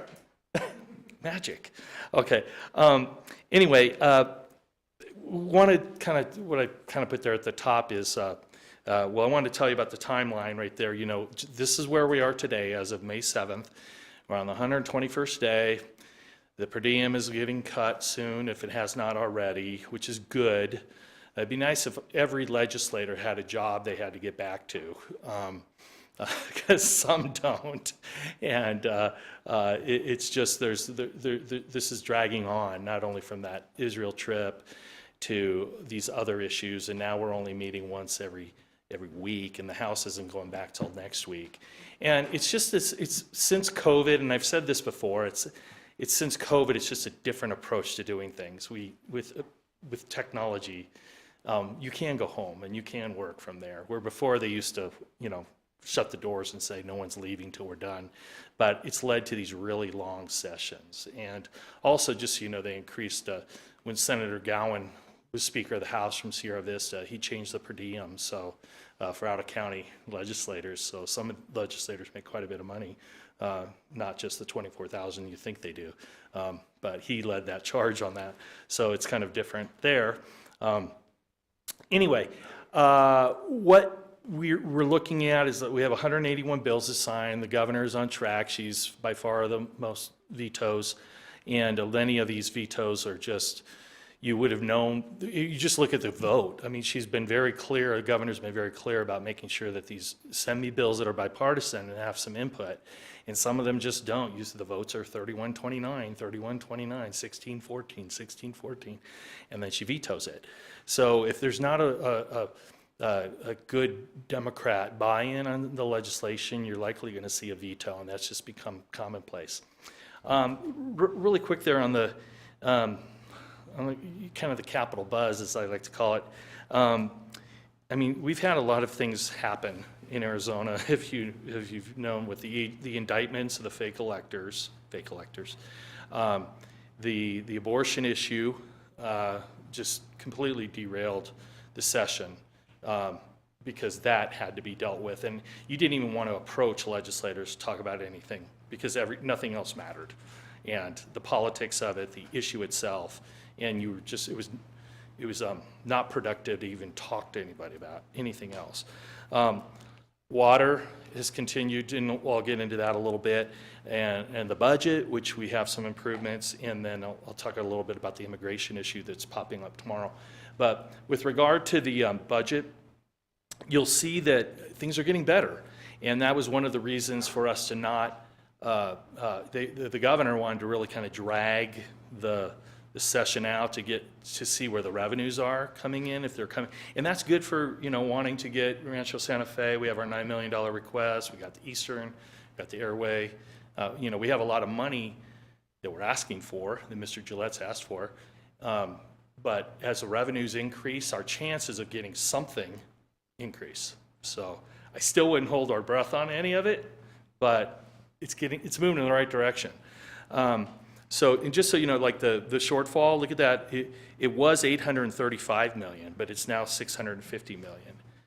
And in 25, it was 875. It's now 676. These are the shortfalls. And the ongoing one time, which is the craziest term I've ever heard, that's still 369. So we're down to $1.32 billion shortfall. So that's good. We're moving in the right direction. And hopefully that won't impact state shared revenues. And another thing with regard to the budget, we're all knowing about the rental tax and how that's impacting all the cities. That is still, there's no chance they're not gonna, cities have been asking to postpone it a year, but as we sit here today, the Senate President does not want to do that. I think there's some thought like, well, if he's not Senate President next time, will that even will the extension just go away? So he wants to implement it. So we'll see what happens there. But that's the rental tax impact is a budget issue. Of course, water is being used as leverage for the budget votes. There are some other items that are being held out there for budget negotiations. One of them being tomorrow, and we thought this issue, the immigration issue, it's a ballot referral. You all know that already we have the we have like 5, we have at least 4 or 5 on the ballot already, and the whole talk about a 3-page ballot. Well, and this is historical, it's always been this way. Whoever's in power wants to make sure that we can pass some ballot measures, you know, some referendums from the legislature to put on the ballot to drive our party to the ballot. And so many people believe, because the Abortion Access Act, AAA, is going to make the ballot, and that may drive more pro-abortion, pro-choice people to the polls that may tend to vote Democratic. The Republicans feel they need to put something counter to really drive Republicans to, and that nothing like that would be hardcore immigration. Some people think that's foolhardy, not a good idea. But so we're going to see all that on full display tomorrow at the Capitol. And what it does, it basically takes House Concurrent Resolution 2060 that has some provisions where you only enter the port of entry. You can, if you do not, you know, it's basically the Texas law. It's actually written to where there's if it's not contingency of if the Texas law is upheld by the courts, never mind, it's now federal law, so we don't need this anymore. That's kind of how it's written. And making sure that some of it's restating the current laws. You know, like E-Verify, make sure businesses, increasing the fines on if you do not, you enter port of entry, Texas law, E-Verify, if you're lying, it's a class 6 felony, false documents for benefits, and then criminal penalties for fentanyl, so that it's kind of being pushed as something. If you don't like fentanyl, vote yes on this. And so it's going to be interesting to see the business community, the big business community of the like the Phoenix and Arizona chambers, they're fighting it. So we'll see what happens on that. Moving on to, and please interrupt me if you have any questions or tell me to speed up if I'm just rambling. Did you say that, sorry? Vice Mayor. Phoenix? Oh, yes. The chambers are fighting the immigration, that's the immigration bill that's being put forward? Okay. Yes, Madam Vice Mayor, Councilwoman Staley, yes. The business community, you know, the big Greater Phoenix Chamber, Southern Arizona leadership, the Arizona Chamber executives, everyone's pretty much weighing in that they've worked really hard to try to not be on the news and late night comedy over the years. I remember Ducey would kill all of these things. He did not want us to, and he did a pretty good job making sure we weren't. But now we have these things bubbling up, and so we'll see. And then the flip side of it is like, hey, we've got to enforce our laws. You know, so I'm not saying one is good or the other. I'm just trying to let you know that what we're dealing with down there. With regard to some of the major issues, and a lot of this is redundant from last time I talked to you, so I'm just going to kind of skip over a few things. The non-expansion area, that I don't know if that's 2060 is going to move. Like I see the vote, 3127. It's kind of bogged down. And right now, all the water discussions, and I'll talk to you a little bit more about that when I get to 1221. I already talked about the 2412, a lot of that, you know, the 9.9 for Rancho Santa Fe and 8.3 for Eastern Street and 2.9 for Airway Avenue widening. So they're out there, and Representative Gillette's working hard. He's doing everything he can but everything he can may not overcome the pressures of what's going on. The building materials, I talked to you about that before. That tools, as far as groundwater tools, HCR 2051, like I said, that's another one of the concurrent resolutions. With that, a concurrent resolution is a referendum. And there's like 15 of them that are sitting there, and this is one of them. But because of what the issue is, I wanted to make sure that was listed. And I just told you a little bit about HCR 2060 and what is going on there. 1162, That one is the shot clock that was signed. That triggers with regard to P&Z, and the cities have to. You only have so much time in order to review. This was brought by the developers and the home builders. Requires cities to oppose and deny zoning applications within 6 months. Also requires cities to produce housing needs assessments every 5 years. So the governor, she really wanted this bill. She wanted to make sure that there is some housing bill. And some of the housing issues I'm not talking about here because there's population thresholds that don't apply to Kingman. So we're not, I didn't have them on the list, but there still are some bills that are out there. And just hearing here in the meeting, you're talking about the homelessness and the housing crisis. You know, we try to tell everybody, like people like me that represent communities in rural Arizona, sometimes these solutions that they talk about don't fit. And we talked about them at this meeting all the time, that, you know, we have homeless people just as much as you do, but the laws that you're putting on the books don't work for rural Arizona. So, and like they're so focused on ADUs, accessory dwelling units, so people building things in their backyard. Well, out in rural Arizona, we build, if we want to build something, we build. But they spend all their time and energy on that. And So Tom, on 1162, the timeline, that then will, that's for review, that's for approval. yeah, needs assessment, yeah. And the flip side of that, cities, Madam Vice Mayor, the flip side of that is some cities, if they feel they're rushed, and that was a lot of the argument, we're just going to deny. And then also the cities, and you probably hear this through the league in the emails and newsletters you get, we're doing it. We're working on it. We're policing ourselves. We're trying to expedite our processes. So you don't need to do this, but Is it still in there where the third parties they're encouraging the third parties to review and kind of cut the cities out as far as health and safety and things that we're looking at? yeah, that, Madam Vice Mayor. Is that in 1162? No, that's 1665. 1665. And if I didn't talk about that. No. Yeah, 1665. Okay. That is the one that injects a third party, you know, into the middle of the process, which is not necessary. And a lot of us who've been told the governor wants to veto it, go get some votes against it.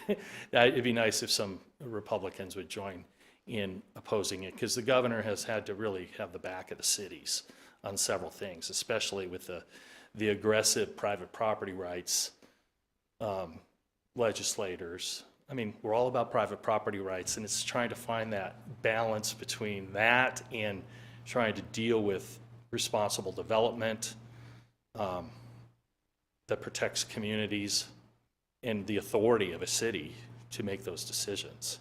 So it's very delicate. So we'll see what 1665, you know, it has bipartisan support. You can see that. And that is interesting because you have some people, you know, this is truly more of a private sector home builder oriented bill, but you have it's a unique alliance. You have some people that are pushing for affordable housing in some of the poorer parts of the cities that are aligned with the home builders. And so between the two of them, they're kind of working together to get what they want. And a lot of that has to do with homelessness and a lot of that, some of that doesn't even apply in rural communities. So, the Colorado River, that's been dead for a while, but I put it on there because it's a Borelli bill and Colorado River pumping. And then the last, the big item, the big item is Senate Bill 1221, and you sent a very good letter, well done to the legislature. I almost wonder if we should consider doing something else, something additional. As I was telling Mr. Walsh before the meeting, been working with, you know, I work closely with Nick Ponder, who's a contract lobbyist for the Mojave County. So we're always talking, and he's in the room all the time He's one of the few negotiators, so he's got Kingman's back too, you know, and so hey, what happened in the meeting? And Travis Lingenfelter has also been part of a lot of those. But there's going to be, the governor's team is negotiating with the other side, if you will, which is made up of the home builders and the Farm Bureau. And it's interesting, the solutions that the Farm Bureau and the home builders and everyone are doing, it's for that, it relates to their agricultural interest in their cities. It doesn't fit with what the agricultural interests that we have in here, the recent agricultural interests that are here. And so they don't, it's my personal opinion, they don't understand what they're trying to fix for their constituencies in central Arizona, don't fix what we need, because their agriculture's been around forever. And here it's like, hey, let's have some ag. And so it doesn't fit. The solutions are different. And so that's what we're dealing with. And I think the governor and the 4-county coalition and Kingman and Mojave County and others are working with the governor to hopefully find a solution in the middle. And keep in mind, if this legislation dies, it doesn't hurt, you know, nothing changes. It doesn't help, but it doesn't change and hurt. So it'll be interesting to see at the end of the day what the governor chooses to do, to work a deal that may not be what is in the best interest of rural Arizona, or does something just to get it done. I don't know, that remains to be seen. That's why the pressure, asking our legislators and other rural interests and the governor to do the right thing and protect our groundwater here in rural Arizona specifically. And we are listed, the Wallapai Basin is listed as one of the initial, you know, along with Wilcox, Gila Bend, and Wallapai Valley are the 3 initial basins to be in this proposed legislation if we get there. Are you saying it's like a coin flip at this point? Like no one really knows which way it's leaning? Madam Vice Mayor, Councilman, coin flip would be much easier. We're getting to where is the budget, you're negotiating this, you're trying to get a deal. The budget ends on June 30th. If we don't have a budget, will someone say, you know, uncle, and okay, I'll vote yes or I'll vote no, and kill this whole thing? I don't know. I mean, I'd be very wealthy if I knew. Could answer that question. It's a tough one, but a good question, Councilman. Any other questions? Yeah, you had mentioned that you think maybe we should try something different to advocate for our groundwater. Mm-hmm. Do you have ideas, or, I mean, what could we do? Do we need to fire up the community to write letters again? We can do that. We just need to know from you what will be the most helpful in advocating for our groundwater right now. Madam Vice Mayor, Councilwoman Staley, that's an excellent question. I think remind the Governor Hobbs, that we are Arizona citizens and live in rural Arizona, and our economies are just as important as the Maricopa and Pinal County economies. We need reassurance on long-term groundwater use for our economies, and conservation needs to be the cornerstone of any legislation you're working on. And there's nothing stopping Kingman citizens and other organizations that care sending emails and letters and reminding your legislators that this is important to them, to you. And to that point, we did not send our letter to the governor, I don't believe. I believe it just went to leadership. Yeah. So that could also be something that we consider at this juncture, is sending that type of letter to the governor's office direct. Manager Yes, Walsh? Madam Vice. Could we get to work on that, a letter for the governor, but could we also put together a letter similar to everything you just said, that we could email out to our constituents and ask them to go ahead and forward that on to our legislators, to the governor, asking for their continued support of our groundwater? Vice Mayor, Councilwoman Staley, absolutely, we can do that. We're part of a rural groundwater working committee, and that's with a number of entities throughout the state, and they've actually put together a letter to the governor, and actually, Mr. Dorn had shared it with us. It would have come to this council meeting for approval, but due to, actually, it's a good thing, council has already set that legislative policies, so because council has already approved that, we've notified them that the mayor will be a signatory on that letter. So as soon as we get that full letter from that working group, we'll be sending that to the mayor, or to the governor. So we do have a letter already in play, but definitely we can work with Mr. Dorn and put together our own specific letter from the city of Kingman addressing our concerns, and we can definitely partner. The county's been a great partner with this as well, so we can work with them to have a joint letter sent to the governor. But I love the idea of an outreach to our citizens to reach out and do that as well. It's always good to inundate the Capitol with our concerns. It comes better, it's well heard when it comes from our citizens as well. So. Absolutely. Well, and I agree. appreciate, I appreciate that we're part of a coalition, but I also think that sometimes we get diluted in that coalition. So we need to stand alone with a different letter so that we can have our individual voices heard and collectively. So, Vice Mayor, Madam. yes, Mr. Savage? may I make a suggestion? Of course. Is there something, Mr. Walsh, that we can put into our water bills, being that that's the concerning issue on this point, about the importance of representing our city and our citizens, and flood them with that information? Vice Mayor, Councilman Savage, absolutely. We have worked in the past on various flyers that have been sent out to the community, so we can definitely put together a pamphlet or something like that, alerting them and letting them know of the issues and what's at stake. So definitely we can work towards that as well. Thank you. Thank you, Mr. Savage. And Madam Vice Mayor, Council, and Mr. Walsh, I'm glad you wasn't even thinking of that letter that we've been talking about.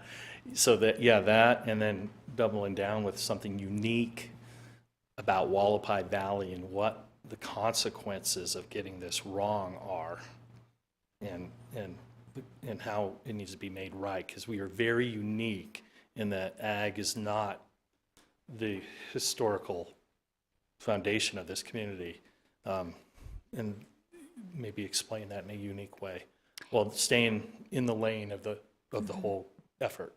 Is it also possible, I know that Supervisor Lingenfelter has been down and is a part of the governor's advisory committee. Is it possible to get a meeting with the governor as the city? Madam Vice Mayor, we can ask. I think they're so close in what they're it's the negotiations. It's getting tighter and tighter and tighter and tighter, and this is what the language is that we're going to present on Thursday to Senator Kerr and Representative Griffin. And so they may not, at this point in time, may not want to do that. We can always find opportunities to bump into people. Well, I was thinking as the of council delivering. and Well, I was members. thinking of delivering our letter in person instead of through the postal service. Can we make that happen? It's not called stalking, but it's called following people that you need to find and talk to. It's called opportunity. Opportunities to connect. Networking. Yeah, networking. All right, great. Is there anything else from council? Councilor Eric? At the most recent Tri-City Council meeting, Dr. Kingsley, before he retired or stepped down from his position, mentioned that a tamale bill passed or a bill that basically affected the cottage food industry that would that could potentially cause a significant health crisis in terms of, food regulation and whatnot. Can you elaborate on that and kind of just notify everyone of what it is, what it does, and what we should do to prepare for it? Madam Vice Mayor, Councilman Eric, is Eric? Eric, okay. Yes, the bill did pass. It's the one that was vetoed last year, but they brought it back this year, and the governor vetoed it. I'm like, I should not have vetoed this, but she did, and it came back this year, and they did address, I know that I was there when the Restaurant Association was trying to make that argument. It's like, hey, we got to make sure the health concerns are met, and I know the counties were involved, county health departments and everyone.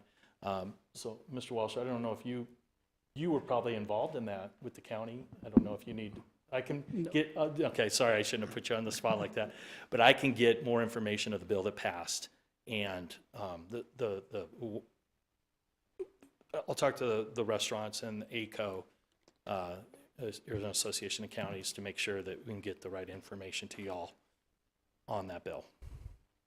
But it was worked out, so that was the major issue, health. But good question, thank you.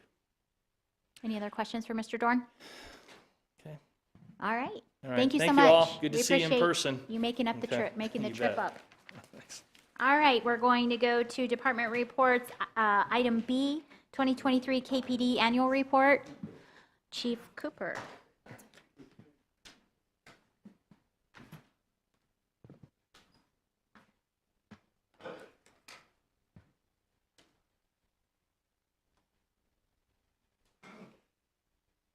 Vice Mayor, Council, I appreciate the opportunity to share our annual report. We're a third of the way through this year. I usually prefer to share it a little bit sooner, but we've had a lot going on, and you guys have been very busy. So I do appreciate this time, and I will talk fast, but I have every intention to take full advantage of the opportunity that I have to talk to you and be available for questions as well.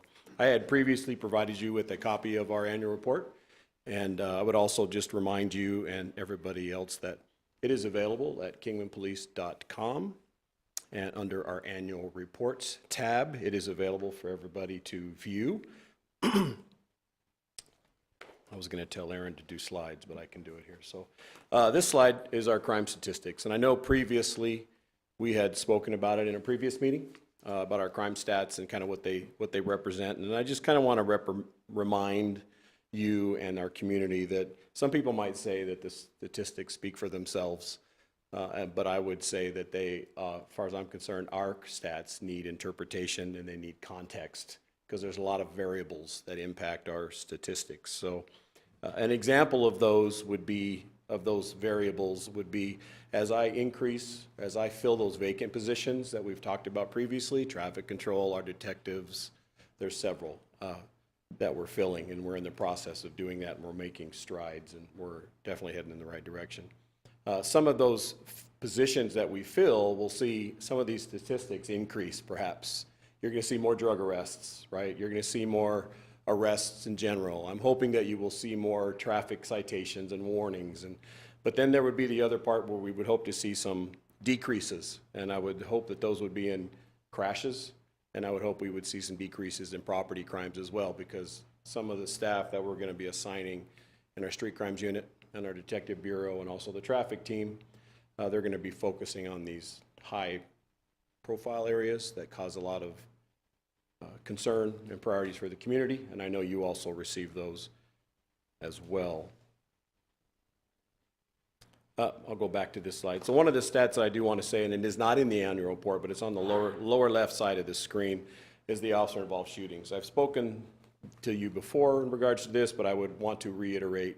Our calls for service have been fairly flat over the last 5 years. They fluctuate by a couple hundred here and there, but what is not shown that I want to share with you again is that within these calls for service, the propensity for violence and somebody not complying with us has increased significantly over the last years, 5-6 years or so. That's increased. And then we also see in our officer-involved shootings on that lower left, that we had 2 last year in 2023. And again, that's just something that's concerning. It's something that we are prepared for, that we've adjusted our training in regards to de-escalation techniques, if we have that opportunity. But I would say most of our officer-involved shootings and most of our homicides are domestic violence related as well. And then you can also add in the substance abuse, intoxication, mental health issues, and things like that. This next slide is our traffic statistics. And I would just like to say that in law enforcement, the goal of traffic enforcement is to modify driving behavior. It isn't just to write tickets necessarily, but it's to make ourselves visible so the community can see us, modify driving behavior, slow traffic down that they see us in action. But I will say, and I will repeat to you as we talked in one of our working sessions, that I have kind of tightened up the discretion that our officers have in regards to crashes and traffic enforcement and certain speed violations, that my expectation is for them to increase their issuance of citations. Warnings are effective. They serve a place, but I also believe that there's a time and a place where we need to write citations. If somebody's been issued a warning a few times or whatnot, or if the speed is above a certain amount, we should seriously consider writing a ticket. And I would say it's not a quota. I'm just expressing to you so that you know that I've expressed that to my team, and we're working towards that. For some reference for calls to date, we're 1/3 into the year as of April. But just for comparisons to this point last year, so this year currently we're just under 11,000 calls for service. So we're at 31% of what they were last year at this time. So we're on track for similar. Summers traditionally are a lot higher in call volume for us, so we'll see what happens.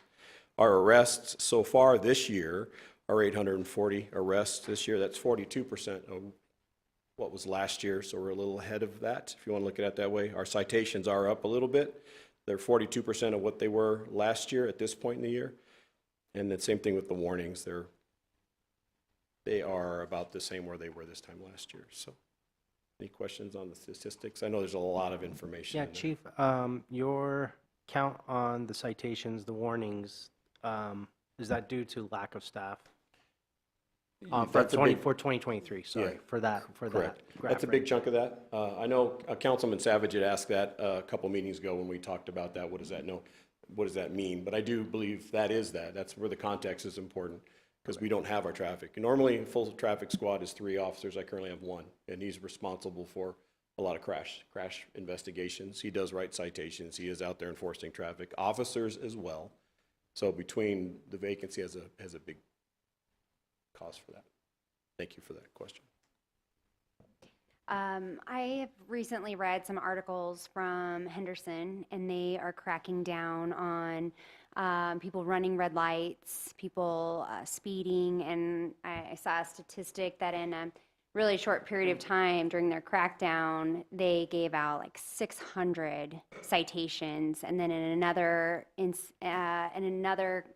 like month, they just focused on a few areas where people were running red lights and it was really dangerous, and they gave over 150 tickets for those red light runners to really sort of snap the public back in line so that they would follow those laws and drive more safely. And I wonder if that's something that we could look at down the road when you have a full staff, because I don't think warnings really do that much. And when you have people who are consistently running red lights at these busy intersections, you're putting people at risk.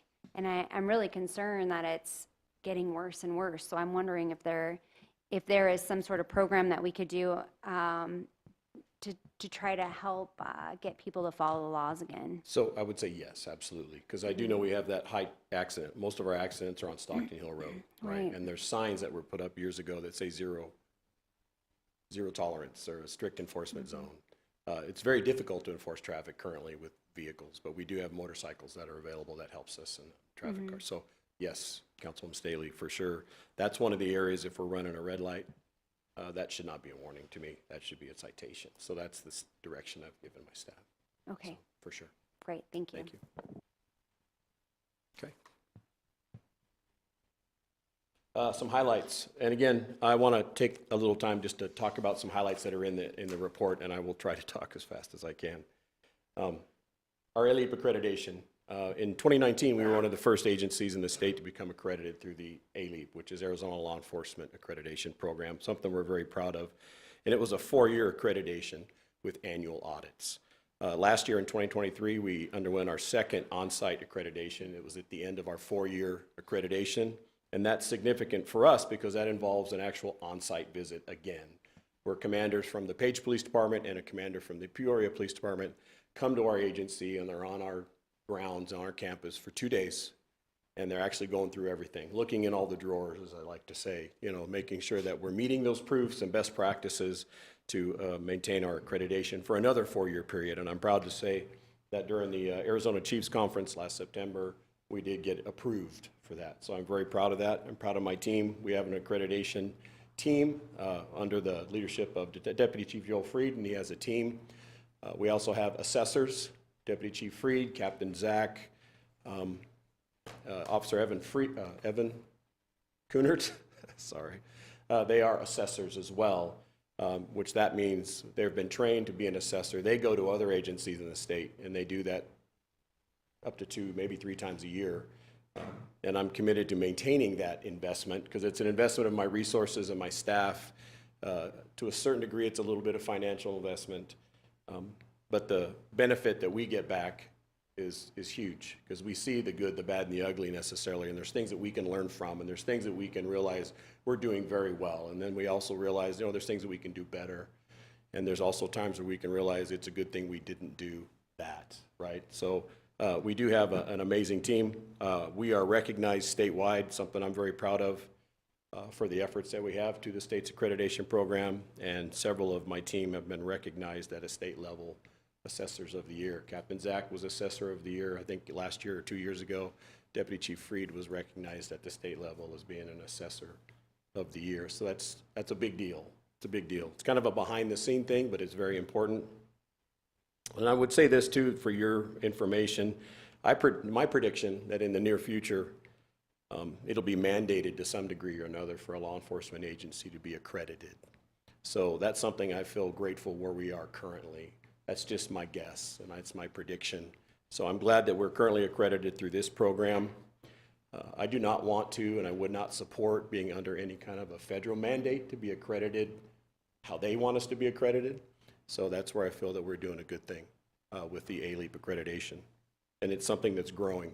There's multiple state agencies that are applying for that process currently. So our property and evidence section is also planning on going through an ALEAP accreditation process very soon. So they're already they're under us right now, but there's a separate accreditation for property and evidence. So we're going to begin that, I think, within the next year. Our dispatch center is already CALIA accredited, which is a state or a national accreditation agency or association, but they're also working towards an ALEAP accreditation as well. Currently, they're in that process, so it's something I'm excited about as well. Our leadership development. I have 4 command staff members that are retirement eligible, which causes me for my eyes to get wide. I'm one of those. So it's something where we have implemented a leadership development program. It's part of who we are as an agency. Chief DeVries, prior to me, established things in place. I've maintained those, and we've also added some training elements to develop the future executive level leaders of the department. And in regards to that, Lieutenant Mike Godfrey graduated from Northwestern School of Police Staff and Command. So my expectation for all of my command staff, who are lieutenants, captain, deputy chief, that they would attend a 10-week, most of them are 10-week high-level executive command training session. Those are 10 weeks long, either through the School of Police Staff and Command, through Northwestern University, or the FBI National Academy. Those are all options that we have available to us. So he completed that last year. I have sergeants that have attended FBI leadership development trainings that are available to us. Officers attend field training certification, supervisor courses, safety, just lots of different things. So it's built into who we are as far as our leadership development, and it's something I'm very proud of. I also implemented a couple of years ago a leadership development book, call it a book club. So books that I feel are valuable that speak to the characteristics of what a leader needs to be, not just a supervisor. So if anybody in our agency has a desire to promote or transfer to a specialty assignment, it would probably serve them well to read those books and include them in, part of what they do, how they do things, and how they talk and how they treat other people as well. So again, it's something I'm happy that we are doing and continuing to do. Community feedback. For 4 years, we've used a third-party vendor. It's called Spider Tech to solicit customer feedback. If you call our office through dispatch anyway, ask for a police officer to respond for a situation, you will receive a text back on your cell phone, and it's an opportunity. Doesn't hit everybody. It's not 100%. There's certain calls for service that we do not initiate that for because we know the situation just doesn't fit for that. But the ones that we do, we have had above 90%, and was the officer helpful? Was your quality of service by the officer acceptable? That's above 90%. And were they satisfied with the interaction of the officer? And that was above 90%. Excuse me. So my goal in that is to be above that 90%. Understanding we don't always make everybody happy just by the very nature of what we do. There's also an opportunity if they want to ask for a supervisor to contact them. They have that ability, and we get those results on a monthly basis. And one of our goals is to respond to citizen feedback within 48 hours, and this helps us to do that as well. So, grant funding. In 2023, we received over $580,000 in grant funding from state and federal partners. They help us provide enhanced services, and one of those is our Governor's Office of Highway Safety, especially with Memorial Day coming up, and we've had different holidays, Super Bowl weekend. It allows us to pay overtime for officers to work their days off, specifically looking for impaired drivers, and it's something we do multiple times every year. And then a good portion of that grant funding goes to help support and sustain our magnet task force as well, which is multiple agencies participate in that. However, we are the primary fiduciary of that.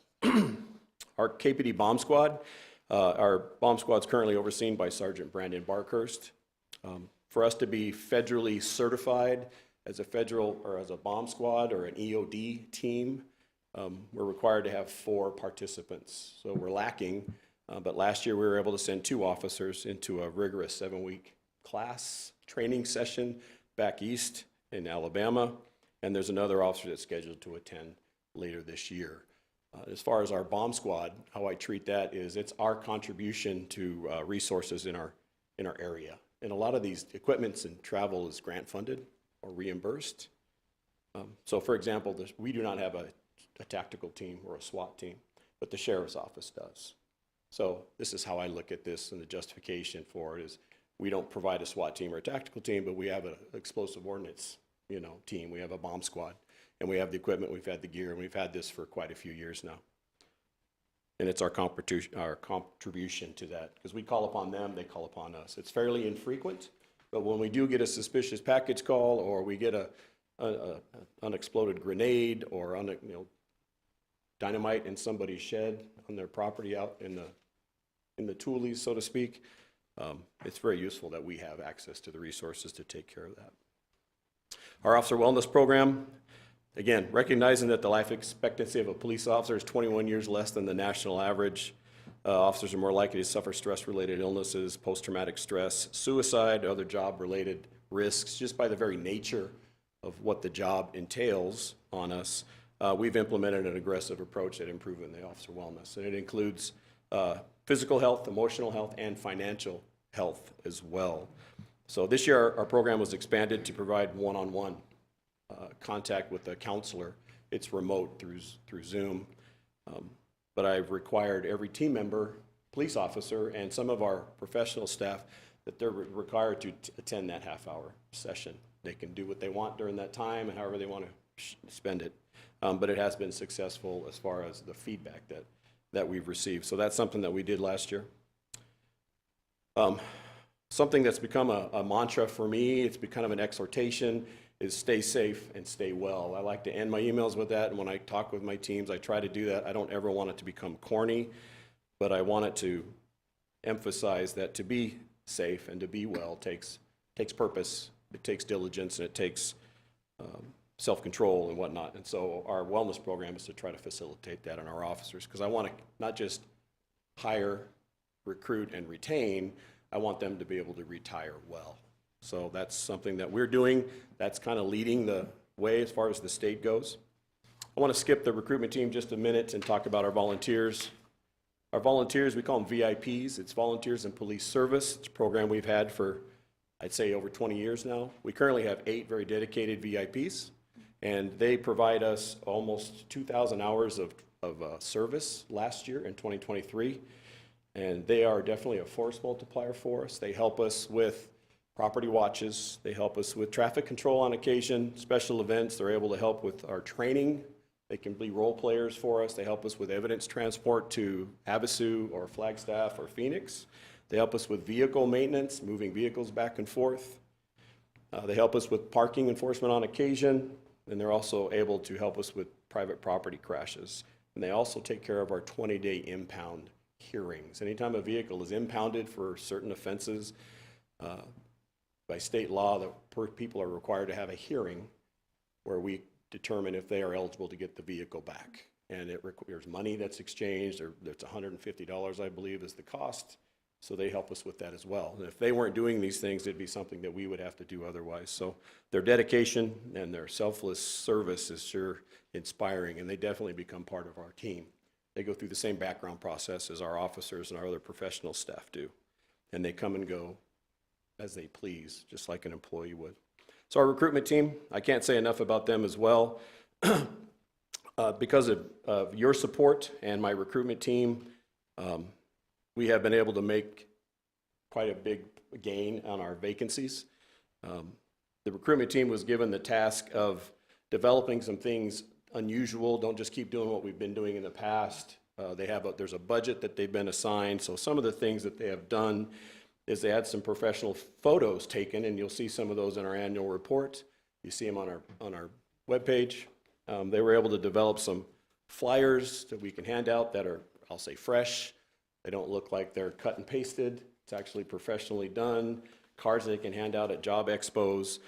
Maybe you've seen some billboards on the way to Laughlin. You might have seen a billboard on I-40, and then there's going to be another one somewhere else. And I will say, as a result of the billboards, there's several of our applicants that have said they saw the billboard, and that's what got them to start thinking about it. So we do hold informational meetings. We have one tomorrow night. We do those pretty frequent now. We used to do them maybe every 6 months. We're doing them quarterly so that when we'll advertise. If you're interested, come talk to us. You don't have to apply, and we'll give you what it takes and things to watch out for, what gets in the way of people in the past, and this is who we're looking for. Social media and whatnot. But our goal is to increase reach and inspire some interest. And I will say last year, there was a total of 2023, the fiscal year 23, so it was 112 applications total were received. And so far this year, we've received 134. So we're definitely increasing, but an interesting statistic in that's a plus. Let's say about 90% of those applications are invited to test because they go through a process to screening to make sure they qualify. Of those 90% that are invited to test, we're estimating that right around 30% actually show up for testing, which is interesting, and I don't know why, but it's something that happens consistently. And then of those 30% that show up, some of them don't pass the written test, some of them don't pass the physical agility evaluation. Then there's also psychological testing, there's more background, and an oral board interview as well, and sometimes it filters out. So that's a problem or a challenge that every law enforcement agency in the state, if not the nation, is facing. We're increasing interest, but still trying to identify those that are qualified and who fit our criteria we're still looking for. And we're finding them. I will say we're finding them.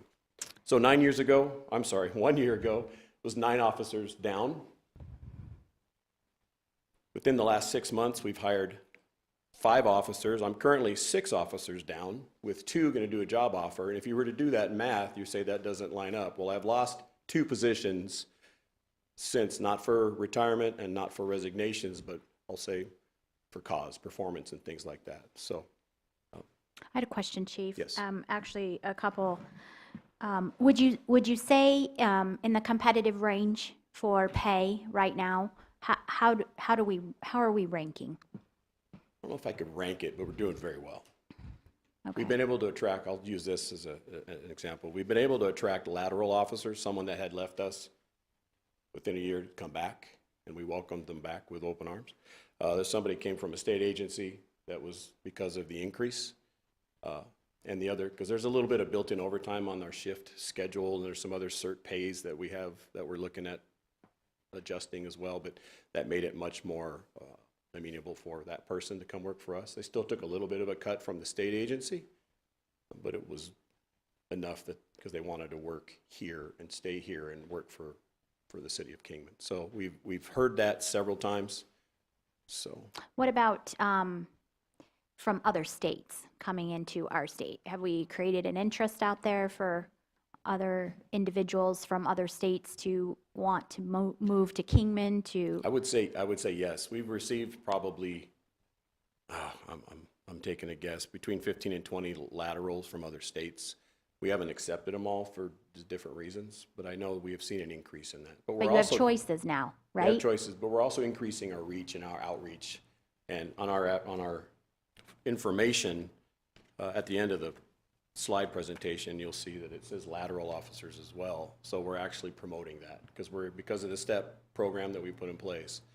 If somebody's 10 years is the max step, you'll top out at 10 years for 10 steps. So now if somebody from another agency, in-state or out-of-state's a 10-year officer, they can come in at a 10-year rate, which is much more appealing for sure. So it has helped us tremendously. Wonderful. Yeah, for sure. But I know other states, and you'll hear this in our budget process, other cities in our area are looking at increasing things as well. So it's kind of a constant thing to be aware of. Well, when you do one good thing, it usually gets copied, and It does. that's good. Yes, Councilor Eric. Just a real quick question. Do you have an age window on recruits? Like a brand new person who's never been in law enforcement? What's the maximum age you can take? So there's no maximum age. Okay. But you have to be 21 by the time you graduate the police academy. Okay. The physical evaluation might kind of limit that, but I do know there's been some mature people that have applied and done pretty well. So, yeah, I got to be careful with the age thing. So last year we had an opportunity to partner with International Association of Chiefs of Police, and using some of our opioid monies, we were able to fund production of a recruitment video. It's something that IACP reached out to us. They heard some of the projects that we were doing, and it was of interest to them, and we were able to make this happen. So as a result of the produced video, I'm going to show you a 1 minute. This is the condensed one. There's also a 5-minute full-length version that's on our Facebook page. And some of you may have seen this, but it's something that I feel you and the community would like to see. But it's highlighting what we do, how we've been doing it over the last year or so. My hope is also that others looking for law enforcement would see an interest and say, I like that place, and I want to come to Kingman. So I'm hoping it plays. Kingman is northwestern Arizona. Our community has been faced with an opioid crisis for about 10 years. As a result of our partnerships with community groups, we've been able to do some innovative programs. It's been a force multiplier for us. They really go above and beyond. They think outside of the box. You know, what can we do different? What can we do better? We've been able to implement some cutting-edge things that are now being implemented across the state. What we do is if we go to an overdose-related incident or a search warrant, we'll leave this flyer and the naloxone at the scene. We've seen a decrease recently in our overdose fatalities. It's working. It's saving lives. For our community to be well and safe, we also have to invest in our officers' wellness. Increased endurance, more confidence with myself, better self-esteem. What I would like is when they come in and they're hired on, that wellness culture is built in, so it's all they're going to know. It's our goal as a police department to provide quality and professional and innovative police services. So I feel like that has helped us attract some people because it was done well. I appreciate my team. And then we had not a production team, it was a production person that kind of helped us with that. So looking forward, and I believe this is my second to last slide. I'm going to continue, we will continue to be focused on recruitment and retention. We're not going to forget that. We want to remain competitive and attractive, but recruitment, I'm hoping that we can be full-staffed within a year. That'd be nice. I would say that there's probably a normal amount of attrition that occurs. Like I said, there's retirements that are coming up. Sometimes things just happen in life, and there's going to be that. It's always been that way. But I'm looking forward. We are closer to being fully staffed than we have been in, I would say, 6 years, if not a little longer. So I'm excited about that. So again, thank you for your support, and thank you to my recruitment team, because they work tirelessly along with their other duties. It's kind of an ancillary duty on everything else that they're doing as well, and they do a great job. When we fill these specialty positions, again, that's looking forward. I'm excited about that. We currently tested for 2 detective positions. We're going to fill 1 vacancy, and then the other is a child crimes detective. Child crimes is increasing, and it's something that we want to actually have a specific person for. So in the near future is filling our street crimes unit. I know we've talked about that for some of these hot button issues, items that have been going on in the community, kind of high profile and concerning, as well as our traffic team as well. So crime reduction, I know that's important, and I'm hoping that these things that we're doing and filling positions is going to result in that. We're going to increase our outreach. That was brought up at one of our work sessions as well, just some educational outreach things that we could do that's pretty easy to do that might have some big impact on the community. And working on prevention efforts, and of course, traffic enforcement. Growth is something also I want to just mention briefly that I've talked about it, but as the city's growing and as we're getting closer to the Rancho Santa Fe Parkway and hopefully Kingman Crossing, I'm anticipating retail and homes, and it's going to be more traffic. And we're a port city, I think it's called. So that's going to bring an interesting dynamic as far as what I'm concerned about, good and the bad perhaps. So those are things that I'm fully aware of and want to be prepared for. And then of course our leadership development.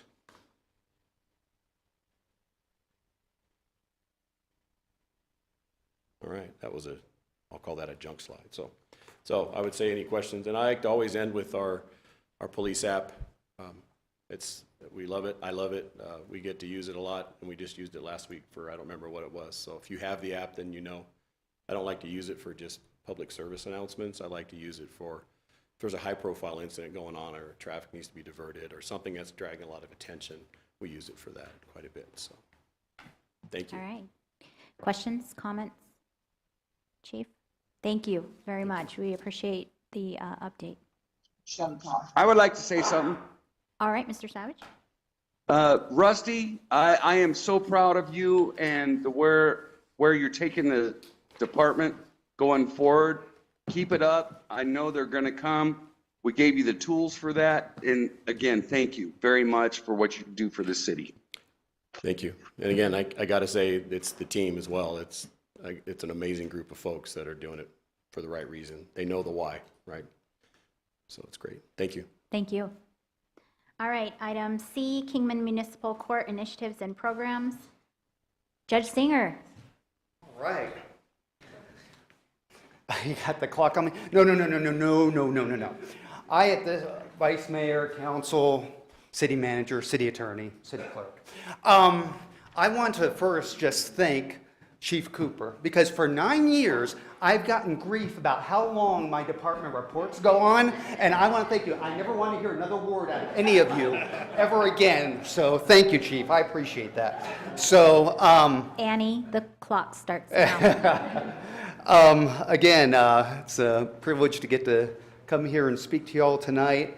I usually come here every year and give my Vet Court annual report, and I thought, well, we have some new council members, and wanted to talk about kind of all the programs that we do and the initiatives that we've started there at Kingman Muni, and that we're proud of, and just so you all know, kind of, every court does. They adjudicate cases, they have hearings, they do this, that, and the other. But what's unique to Kingman Municipal, I think you all should know, and what we're trying to get accomplished there to improve the judicial system here for the city of Kingman.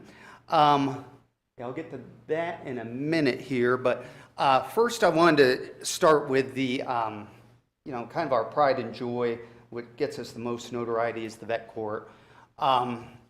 Again, what we put together is a summary of the exit evaluations for our graduates that we have them do on graduation day, and hopefully you all have got a copy of that.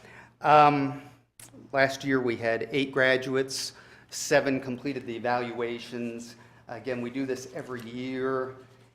Not anything that really jumps out at me that's unusual or that's not really consistent, except for on the next to last page, when I look at what I've been able to accomplish. This was a little bit shocking to me. I guess I should have had the other things put up there, but next time on that. It's all right. But hopefully you all have access to those documents. It was surprising to me because, again, only 7 or 8 graduates filled this out. And normally you have about half the boxes to 2/3 of the boxes to what they were able to get accomplished and what the services they were able to receive during the vet court program. Here you had almost every box checked as to, from transportation issues, substance abuse issues, and all the way down to nutrition, cooking issues. I don't think that one's ever been checked. I mean, childcare issues, housing. I mean, it's incredible. So I think that just shows that I think as we get more resources and we identify those and we're better able to service our veterans on an individual basis, not just do it, as a group. Well, you're going to do this, you're going to do this, you're going to do that. But I think that's the whole point of this, because you don't want to just rubber stamp them. You just don't want to just put them in a category. You want to do the best you can to individualize these kind of specialty court programs and make sure that they are getting the specific services that they need, and getting those needs specifically addressed. So when they graduate, obviously that's the whole goal. I mean, I've spoken at state conferences, national conferences, and everything about these specialty courts. You have all the specialty courts in the world. You have DUI courts and mental health courts and drug courts. And everything. Judges love their specialty courts, but it all comes down to one thing, and it's recidivism. That's all it comes down to. You can have all the bells and whistles you want, but it all comes down to, are your graduates becoming productive members of society, and are they not reoffending and meeting up with the police department again? And so that is what I'm so proud of with our vet court is, again, the goal mark is if you can get 10%. You get 10% or under for your recidivism for your graduates, then you're doing a heck of a job. That's the kind of the gold standard they want you to be at. And we've had 99 graduates. We'll have graduate number 100 with our graduation in June, knock on wood, as long as he makes it. And so that'll be exciting for us. But, our recidivism is under 3%. So I'm proud of that. Again, I want to be knocking on something again. I don't want to jinx myself, but that's what it all boils down to. So we're proud of that. The vet court is thriving. We continue, because of the grants that we have in conjunction with Lake Havasu, are able to take in veterans not just through Kingman Muni, but through other courts, primarily the Surbat Justice Court. We've always found it odd that, if you commit an offense and you're a veteran and you live in the city of Kingman, but it just happens to be committed out in Golden Valley or Birdland or whatever, that we just couldn't take you into the program. Well, the grants have been able to enable us to do that as we're working on our second grant with that. But we've taken people from Bullhead. We've got 1 in our program now from Maricopa. So it's allowed us to better serve our veteran community as a whole, who's going to be coming in and seeing us. So we're proud of it. Again, it's kind of the thing that is something is, how long have I been doing this? I've been a judge over 22 years, which is shocking. Every time I say that, everybody looks at me, how can that be? You're so young. But I get it. No, anyway. I know what everybody's thinking. But anyway, no, it's my pride and joy, and giving back to our most cherished citizens. We saw the people here and the response and everything with the JVC and everything, what we're trying to do for our veterans here, and it's because of y'all's support of our veterans. I mean, go find me another community that is more pro-veteran than Kingman, Arizona. You're not going to find it, and it starts with you all. So again, thank you all for enabling me to have this program and to be able to give back to our veteran community. Our other 2 specialty courts that we've initiated here at Kingman Muni that I'll touch on. Second one is our domestic violence court. And Chief Cooper kind of led me right into that about some of the most dangerous, situations that they encounter are domestic violence situations. And so how do we address that head on? I'm proud that we, to my knowledge, that we have only the second domestic violence court in the state of Arizona. The first one was down in Tucson with Judge Millian down there, and so we have my understanding, the second domestic violence court, and I'm just very proud of it. It's kind of vet court light.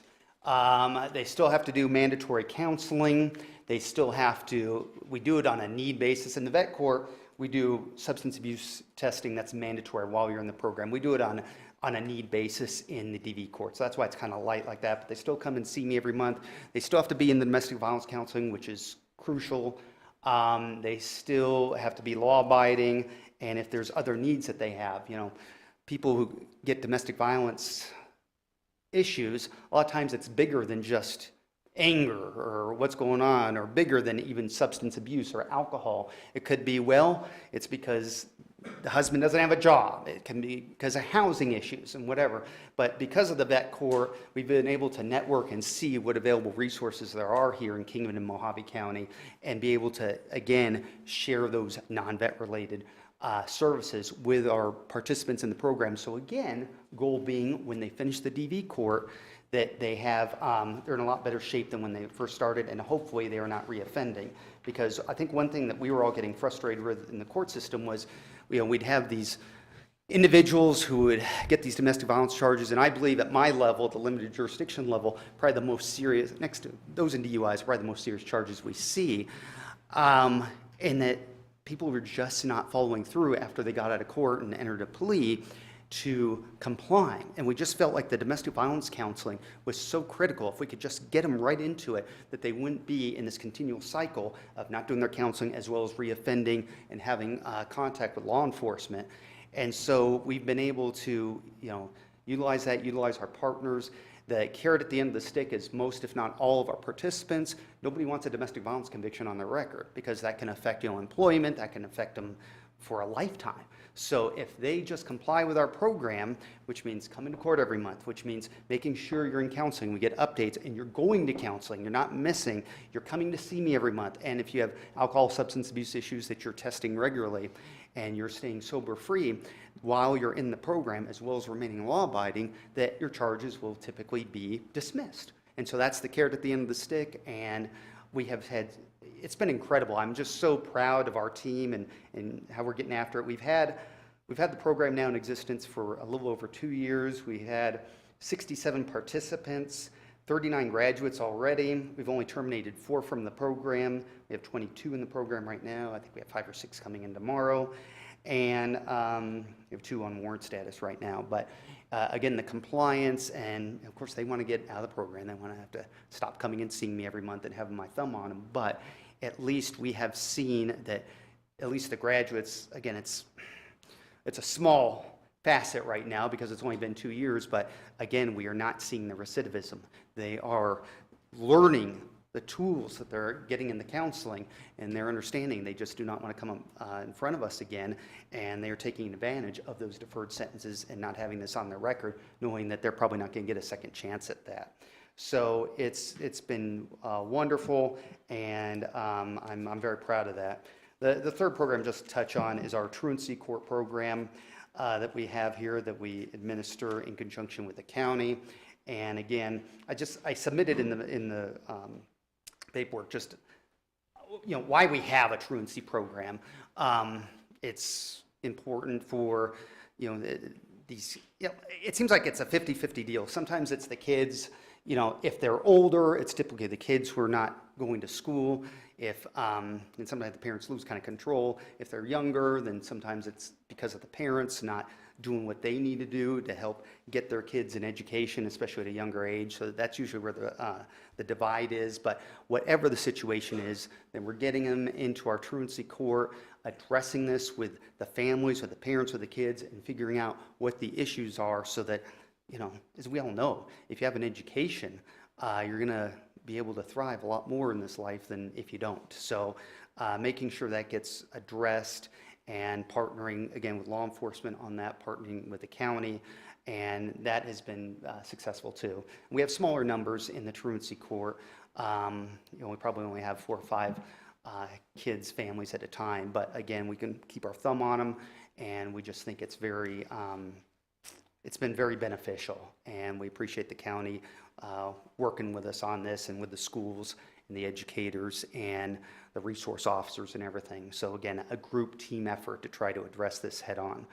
Those are the 3 specialty courts we're operating here at Kingman Muni. That again is different than probably other courts. Other courts around we have different courts, different specialty courts in the various courts here between the Justice Court, Superior Courts, and the other city courts in the Mojave County and throughout. But we're very proud of the 3 that we have, and I think we're making a difference. So again, appreciate you all giving us the opportunity to do that and to run those programs. 2 other things, initiatives that I haven't really talked about in a while, and I just wanted to share about what we're trying to do there at the court. One thing is, when I first came judge here, it's been 9 years, which is hard to believe, 9 years ago. One thing that's it seemed like it was common, and not just at Kingman Muni, but throughout the county and even throughout the state, is what do you do with people who just will not pay their court fines? And it seems like, and unfortunately, it seems to still be the pattern in some courts. I'm not going to talk badly about other courts, but it didn't make any sense to me when I came here. A lot of times, the solution was, well, you either pay X amount or you do 30 days in jail, or you do 60 days in jail if it's your second time, or you do 90 days in jail. Well, when I came here, my prior experience was just as a judge. It wasn't as an administrator. But as I learned as an administrator and as a budget, and again, this is why Tina, oh, she's not here, but she loves me more than any of the others, the other department heads. But no, why I'm so focused on it was like, our jail costs are ridiculous, and why is this? And it's like, this is terrible business. So somebody won't pay $200, and we're going to put them in jail for 30 days, and now we're going to accumulate a $2,000 jail bill? What is this? It was ridiculous to me. And so it was like, no. So shortly thereafter, and also the Administrative Office of the Courts, they were kind of trying to hammer down on courts too, is saying, stop this. There has got to be a better way. So just fiscally it didn't make any sense, but also trying to address this with individuals. And came up with this flow chart. I'm kind of proud of it, about how we address our failure to pay issues at Kingman Municipal. And so, when they get sentenced, they can come in, make arrangements to either pay the balance in full, we'll let them put them on a payment plan. For eligible costs, we'll let them do community restitution hours, and I'll get to that in a minute about how we do it for what I feel like is the benefit of the city of Kingman. And then if they get behind, again, we give them every tool and every opportunity to keep from going to jail.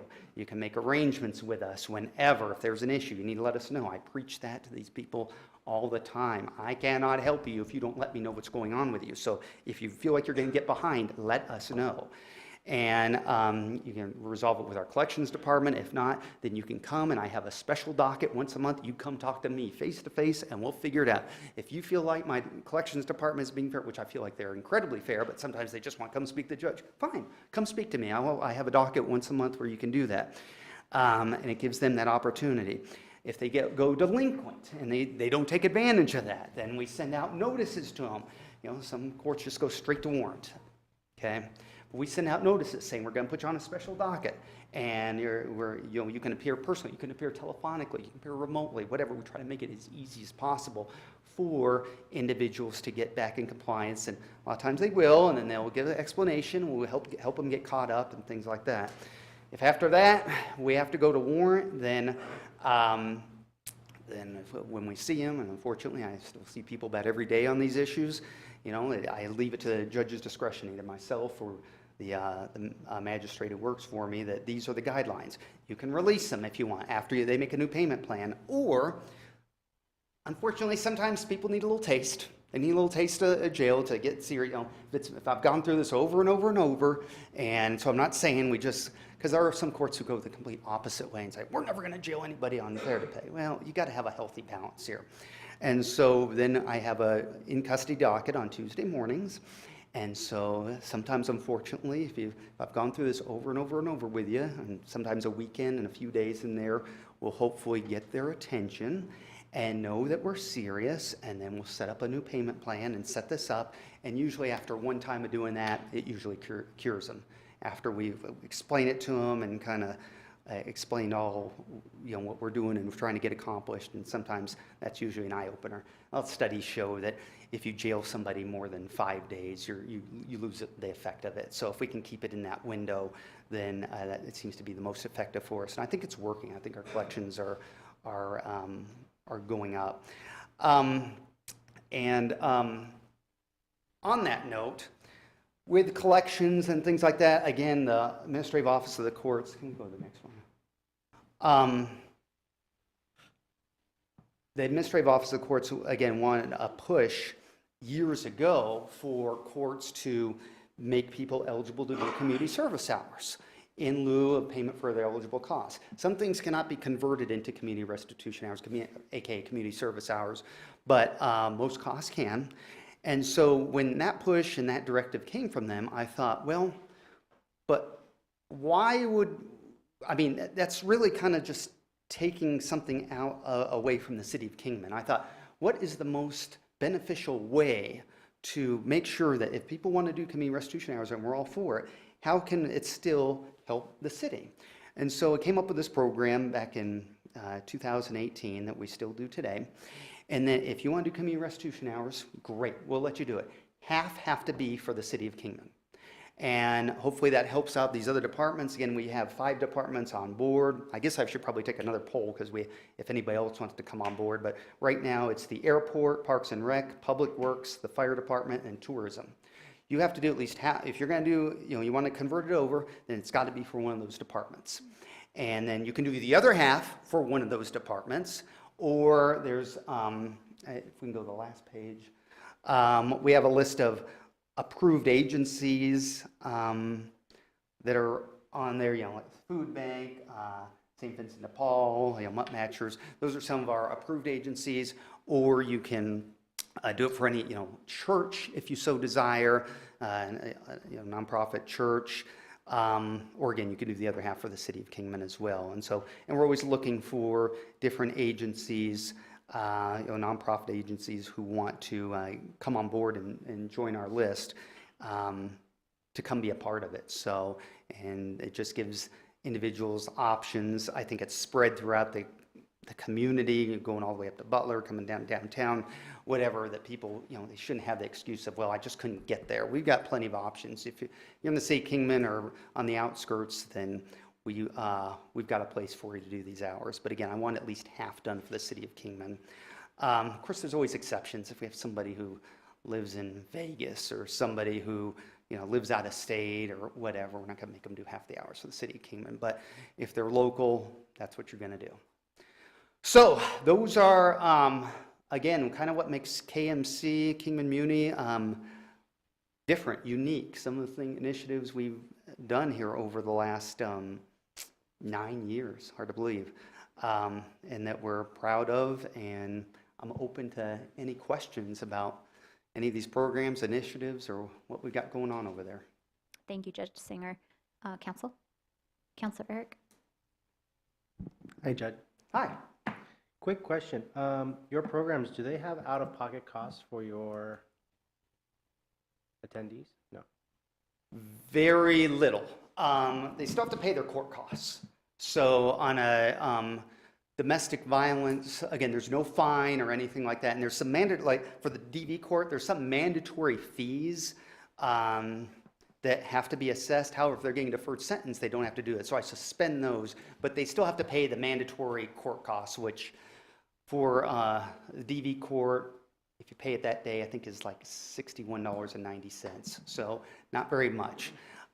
For vet court, it can vary because sometimes, we try to work with the veterans because as a part of that, they still have to do at least 5 hours mandatory community service every month to be in the vet court program. So we try to work with that on their mandatory costs. But a lot of times we're seeing like DUIs and things like that where there's only so much I can mitigate on DUIs pursuant to state law. So we work with them as best we can. But yes, there's not a program. Yeah, between those two programs, there are financial costs to them, but they're more minimal than just your traditional defendants, if that makes sense. Definitely.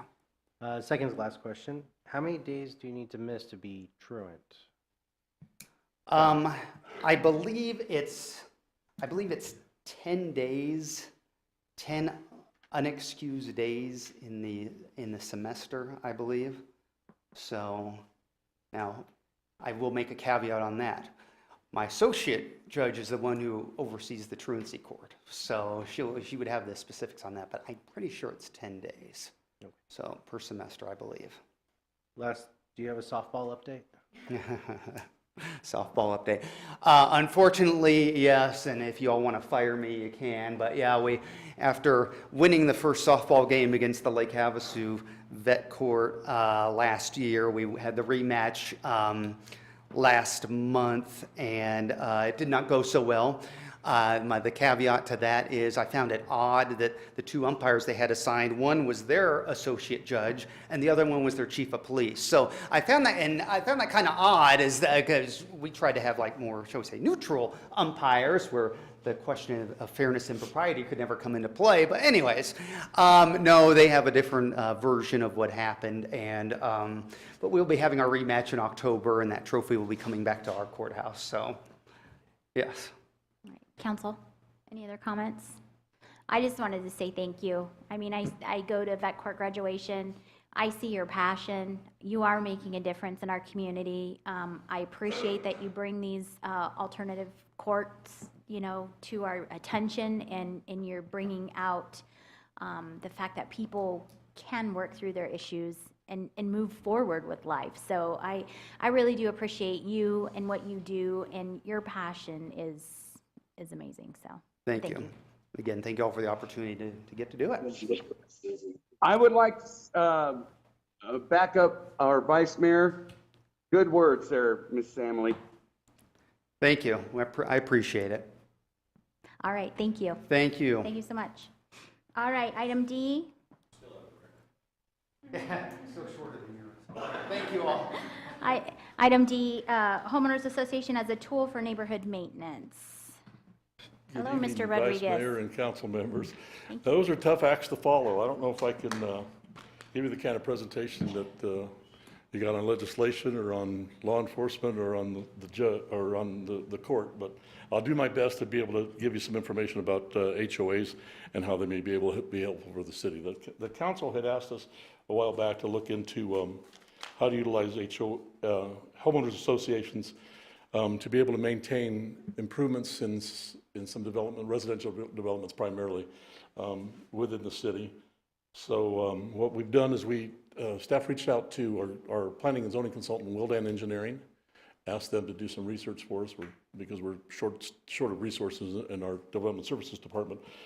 So Wildan engaged one of their senior planners, James Gardner, to look into that. He did some research on that. He looked into two cities primarily, Gilbert and Chandler, and found that they utilize some ordinances for developing HOAs, homeowners associations, for their subdivisions. So they have codified ordinances on how to do that.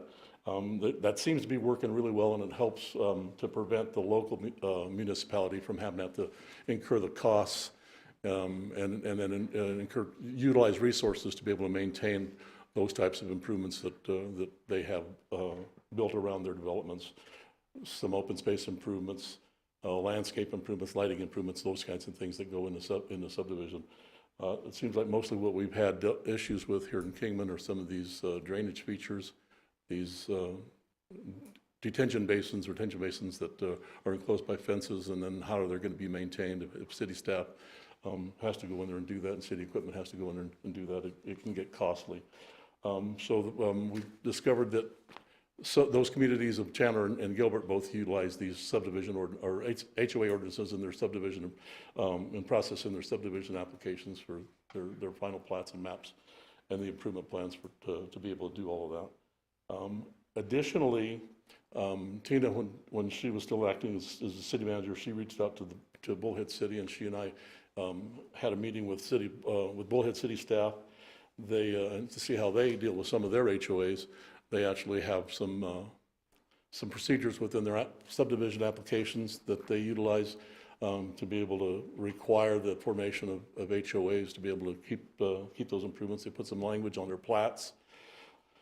And just use they found that they found some efficient ways to be able to implement the formation of HOAs on some of these subdivisions, and then have the property owners maintain those improvements that get installed.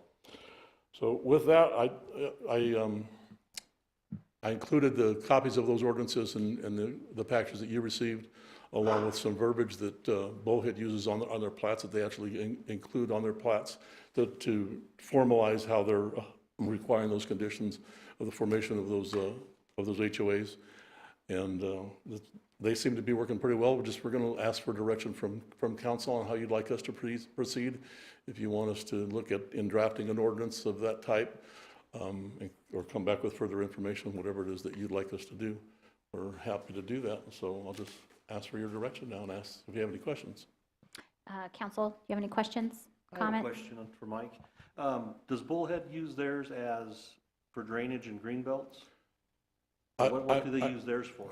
Well, they use them for most anything. You can use them for drainage improvements. You can use them to maintain landscape improvements, lighting improvements. So it just depends on how the conditions are written for the. I know the subdivisions I've looked at in Chandler area, they use theirs for green belts, and that's their drainage. And in the green belts, they also have play stations, walk paths that, everyone thinks the city's going to take care of, but the HOA is actually taking care of it. Well, I'll use an example of the city in Utah that I worked in. They did the same thing. They would take some of these retention areas and then have them actually landscape and put sod in them and other landscape improvements. And they were dual purpose uses. So the Parks and Rec Department was able to use them for recreational uses and recreational facilities. They had soccer fields in some of them, and other types of uses that they wound up having the HOAs maintain those. Initially, the developer installed them, but then the HOAs would maintain them afterwards. So like I say, it could be done for drainage features. It could be done for lighting, for neighborhood parks, perimeter landscaping. That's one of the things that was used there in southern Utah while I was there, is a lot of the developments had trails, paved trails, walking and bike trails, as well as landscape around the perimeters of the developments that were all maintained by the HOAs. That would have to hire contractors to be able to do that, but that's how they took care of those improvements after they were installed. Yes, Councilor Ward. Mike, on those, where the HOA controls and takes care of that property, that's only on property that's owned by that district, isn't it? It's not city property that's open to the public. Well, and I'll defer to maybe the city manager and the attorney. I've seen it done both ways, where there's actually public space that was included as part of the subdivision, but the HOA was required to maintain it. In some HOAs, they've been as simple as just maintain a gated community, for example, that would have some common landscaping and a gate to be able to enter in and out of the development. That an HOA would cover that, and then sometimes the local agency would take care of the other public landscaping. What I would think it could be done either way. If it was conditioned on the subdivision plat and the improvements that the HOA was required to maintain them, to install them and then maintain them, I think we could require that to be done. Well, and the problem I have, Mike, is I have no use for HOAs, and I won't buy a house where there's an HOA. Well, So I share your perspective on that. I personally have not lived in a development that had a homeowners association, just because I've known of people that have had bad experiences with them. However, I've also seen some that worked effectively. There's a cost involved. The properties that get sold that have HOAs have to incur those HOA fees that they pay, whether they do it on a monthly basis or on an annual basis. And it depends on how they can be based on the types of improvements they're having to maintain. Me personally, I would probably not live in a development that had an HOA. Yeah, However, that's all I was saying. Yeah. I have a problem with giving HOAs any more power than they already have, period. And that's just from my perspective. Understood. Yeah, and to your point, I absolutely agree, but we also can't have developers developing spaces that then they're going to turn over to the city and expect the maintenance, because the expectation comes then from the citizen that the city's going to take it on. And at some point, we're not going to be able to take those on. So I feel like there is a sweet spot that we could find agreements to where we're accomplishing most of what we're wanting to do. But my question, I love that you smile at me. My question is, if we have an HOA in a community, have a developer develop, they have their HOA, the public can still go on that property. Is that not correct? I'm going to tell you, I couldn't give you 100% answer on that, because I think what you have to be careful with is when you're having an HOA, it's going to be generally, those are going to be sometimes closed communities where they're maintaining a park or a pool for that community. So if you're trying to expand an HOA, a park that would be for the entire city's benefit, there might be some problems trying to require that community, that defined community, to pay for that open park for the entire city. So I think when we're looking at it, it's more going to be looking at those water retention, the water diversion, that sort of thing, as well as some of the landscaping that's surrounding the perimeter that's not a public park, but it's a benefit to that community. And that's where you get the most safe application of an ordinance requiring those types of activities, if that makes sense.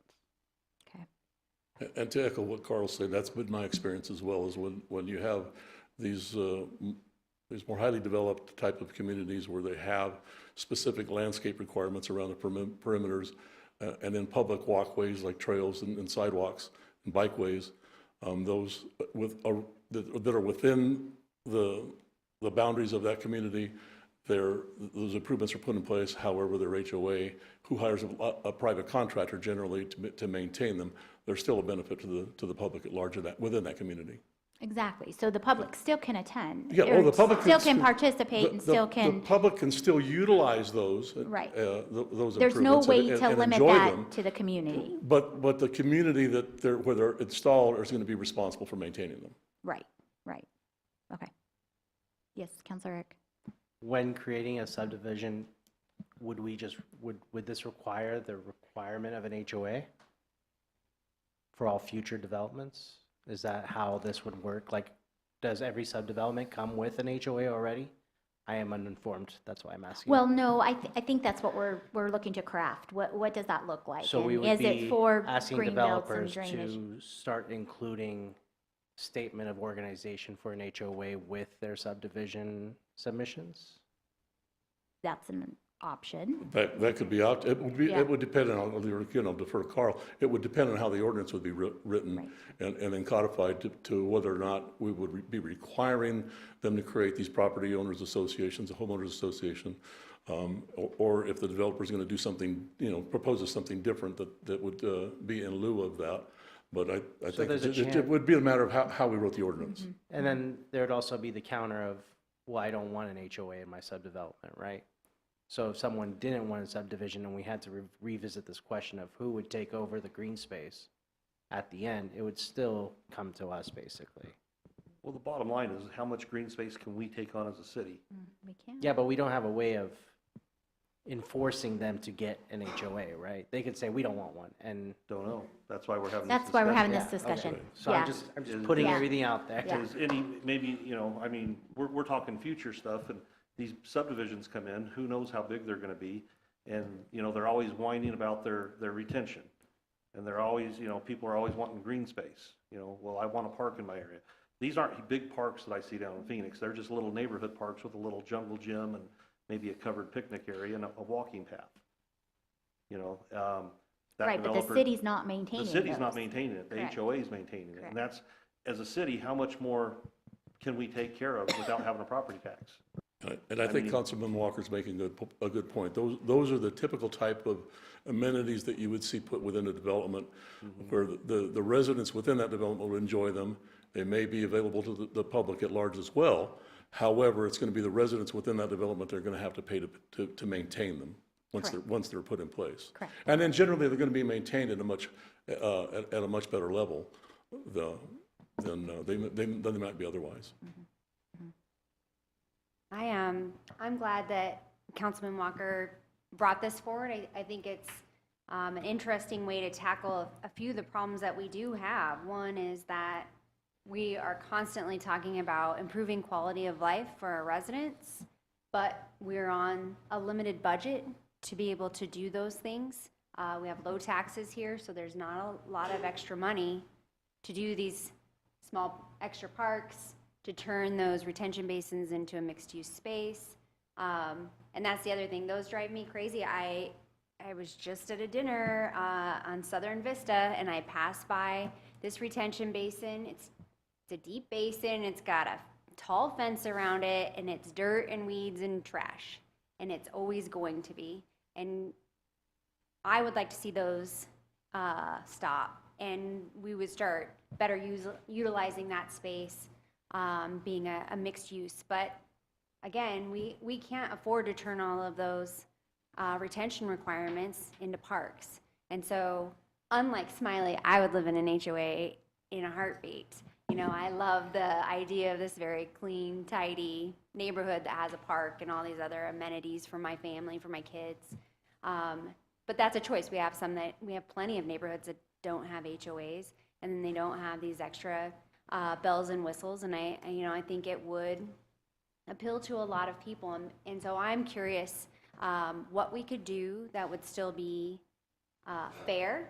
It would still make these neighborhoods affordable, but it would give a better quality of life to the residents that live in that area. And it would keep it clean. I mean, I noticed in a lot of these neighborhoods, especially like off of Western, there's a lot of weeds that are on the back side of the walls that are the responsibility of the property owners, but they're not being taken care of. And had those been in an HOA, the HOA would just handle that with their landscape contractor, who would come in and keep all those clean, instead of the city having to go to every single individual homeowner and say, you've got a weed issue and this is your responsibility, you need to clean it up. I know that's time consuming and it's costing the taxpayers. So I'd like to see us dig into this a little bit deeper and see if there's a way that we could do it and it to be a win for everybody. Do we have information from Chandler and Gilbert, how big their subdivisions are before they? We didn't go into that much detail. We have copies of the ordinances that they've enacted to see if we wanted to consider doing something similarly. I think we need a lot more information. But if you'd like, we could go back and get some more information and get into more detail on the types of developments, the size of developments, and the types of improvements that they put Are all into their place. developments required for this, or is it just certain ones? What sizes? I mean, there's a lot of questions. And if those are the kinds of things that you would like us to look into and research a little bit further, we can certainly do that. Yeah. One more thing that I want to kind of highlight is that when you have subdivisions that aren't built with a park or without a jungle gym, you're not thinking of kids, right? You're thinking of retirees moving to a retirement town who just want to kind of live their last years in a quiet neighborhood. But as soon as you put a green space in with jungle gyms, you're now marketing to future generations. They have a resale after the fact at that point too. So I think a green space retention pond multi-use would totally be beneficial, and we should definitely strive for it. So I just want to kind of highlight that. And those are the types of improvements that I've seen in other communities that I've worked in, is where you have generally they're recreational type facilities that can be used by the residents within there or the public at large. But then somebody has to be responsible to pay for the cost of installing them and then to maintain them after they're put in place. All right, all good discussion. You have what you need? Just some direction from council on how you'd like us to proceed. All right, so I like what Keith Yeah, had mentioned. Just go back with some more Yeah. information. Yeah. We'll research a little bit further. Are 100% of their new subdivisions going to this, or what's their guidelines? Okay. Where are they at? Would you like us to look at other developments as well, or just concentrate on those two, because they have established communities that are utilizing HOAs? I'm sure there's more in Phoenix than that, but. Oh, no doubt, yeah. Yeah, so But just whatever we can find easily. we looked at those primarily. Like I said, we had a consultant that did this for us, and he looked at those because they were somewhat similar to what we might see here in Kingman. Okay. Mike, Mike, go ahead. How do they find out how they handle areas that don't have HOAs? Okay. Vice Mayor, if I may, I believe Of course. Ms. Moline is covered. Okay, gotcha. All right, Sorry. perfect. And then, Mike, can All we right. also get a pros and cons of having an HOA? I know that there was a lot of legal trouble that was associated with people not paying HOA fees, where they started putting liens on homes because of those. And I just kind of want to make sure that we know Yeah, the rules. I believe that would be problematic if some of these folks that are, especially if they have a high-cost HOA, that they're not able to cover that cost on Because a I think regular basis. last year, there was instances where HOAs were taking hold of the property from underneath And I the, think we looked into that about whether or not the HOAs could. I would say the state statute that regulates HOAs does allow for them to basically lien foreclosed properties for unpaid dues. It's a very structured process for the HOAs to be able to go through that process. And Arizona is a pretty tightly controlled HOA state. So there's always things that are kind of popping up to kind of respond to those types of situations. And I believe this year there was a bill that didn't make it that was going to ban cities from requiring HOAs. So it can only allow it voluntarily. so yeah, I just want to know the rules associated with HOAs. We can do that. All right. Any other comments? No? All right. Thank you, Mike. Thank you. All right. Moving on to announcements by mayor, council members, and the city manager. We'll start with you, Mr. Walsh. Thank you, Vice Mayor. Just want to, again, thank the council for this opportunity to be here with you. No real announcements, I think, to make tonight. Just gone through and been able to meet with each of you, been able to meet with each of the directors for the city and really just get my arms around it. And had a great opportunity meeting with each of you and identifying those topics that are important to you and compiling my list and getting my marching orders. So I appreciate that time that you've all taken to help me with that. And then, excuse me, meeting with each of the directors and understanding the various things that they face in their departments has been very helpful. And absolutely, we're getting it put together and moving forward. So thank you again, and happy to be here tonight. Great. Thank you. Councilor Walker. Nothing tonight. Councilor Ward. Councilor Staley. I attended the Clean City Commission meeting, and one of the exciting reports that came out of it is they had a very successful community cleanup. A lot of different groups came out to help clean up our community, and there will be another one in the fall. I'll get that information out to everybody when it's made available. The other thing that we learned in that meeting was that in August, there's going to be an item coming to the council that involves our rates for trash collection, solid waste, but there will also be an item in there regarding recycling and whether or not we want to bring recycling back. And I, of course, am excited about that and kind of want to bring that forward to the council so you could start thinking about it, maybe some alternatives to the previous recycling program. Maybe it's not every item, every type of item, just the ones that, we can either get paid for or we can recycle in other ways. I know the community has really missed having, especially like cardboard recycling and those kind of things. So that is my update. All right. Councilor Eric. Fun Fest was a blast. Got to meet a lot of cool people from around the world this weekend. And then on June 2nd, we're coordinating a community cleanup, time and place to be determined, so save the date. Wonderful. Did we lose Councilor Savage? Okay. All right. I wanted to make an announcement on behalf of the mayor. He wanted to recognize that he read a proclamation at the Kingman Regional Medical Center earlier this week, and that it is National Nurses Month. May is National Nurses Month, and he appreciates all the people that are taking care of him personally, but taking care of us in our community. So I wanted to make that announcement on his behalf.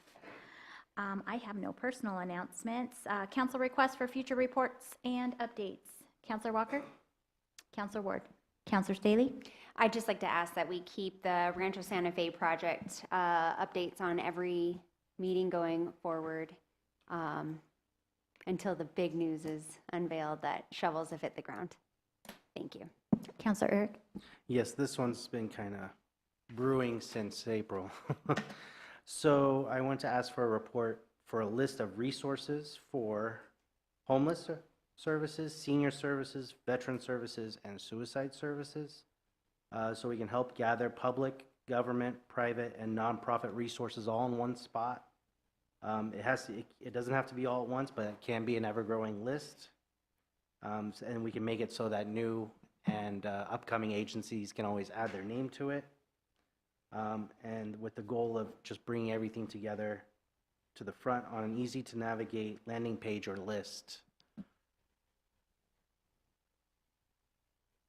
All right. Perfect. All right, perfect. I have nothing. All right, we are adjourned.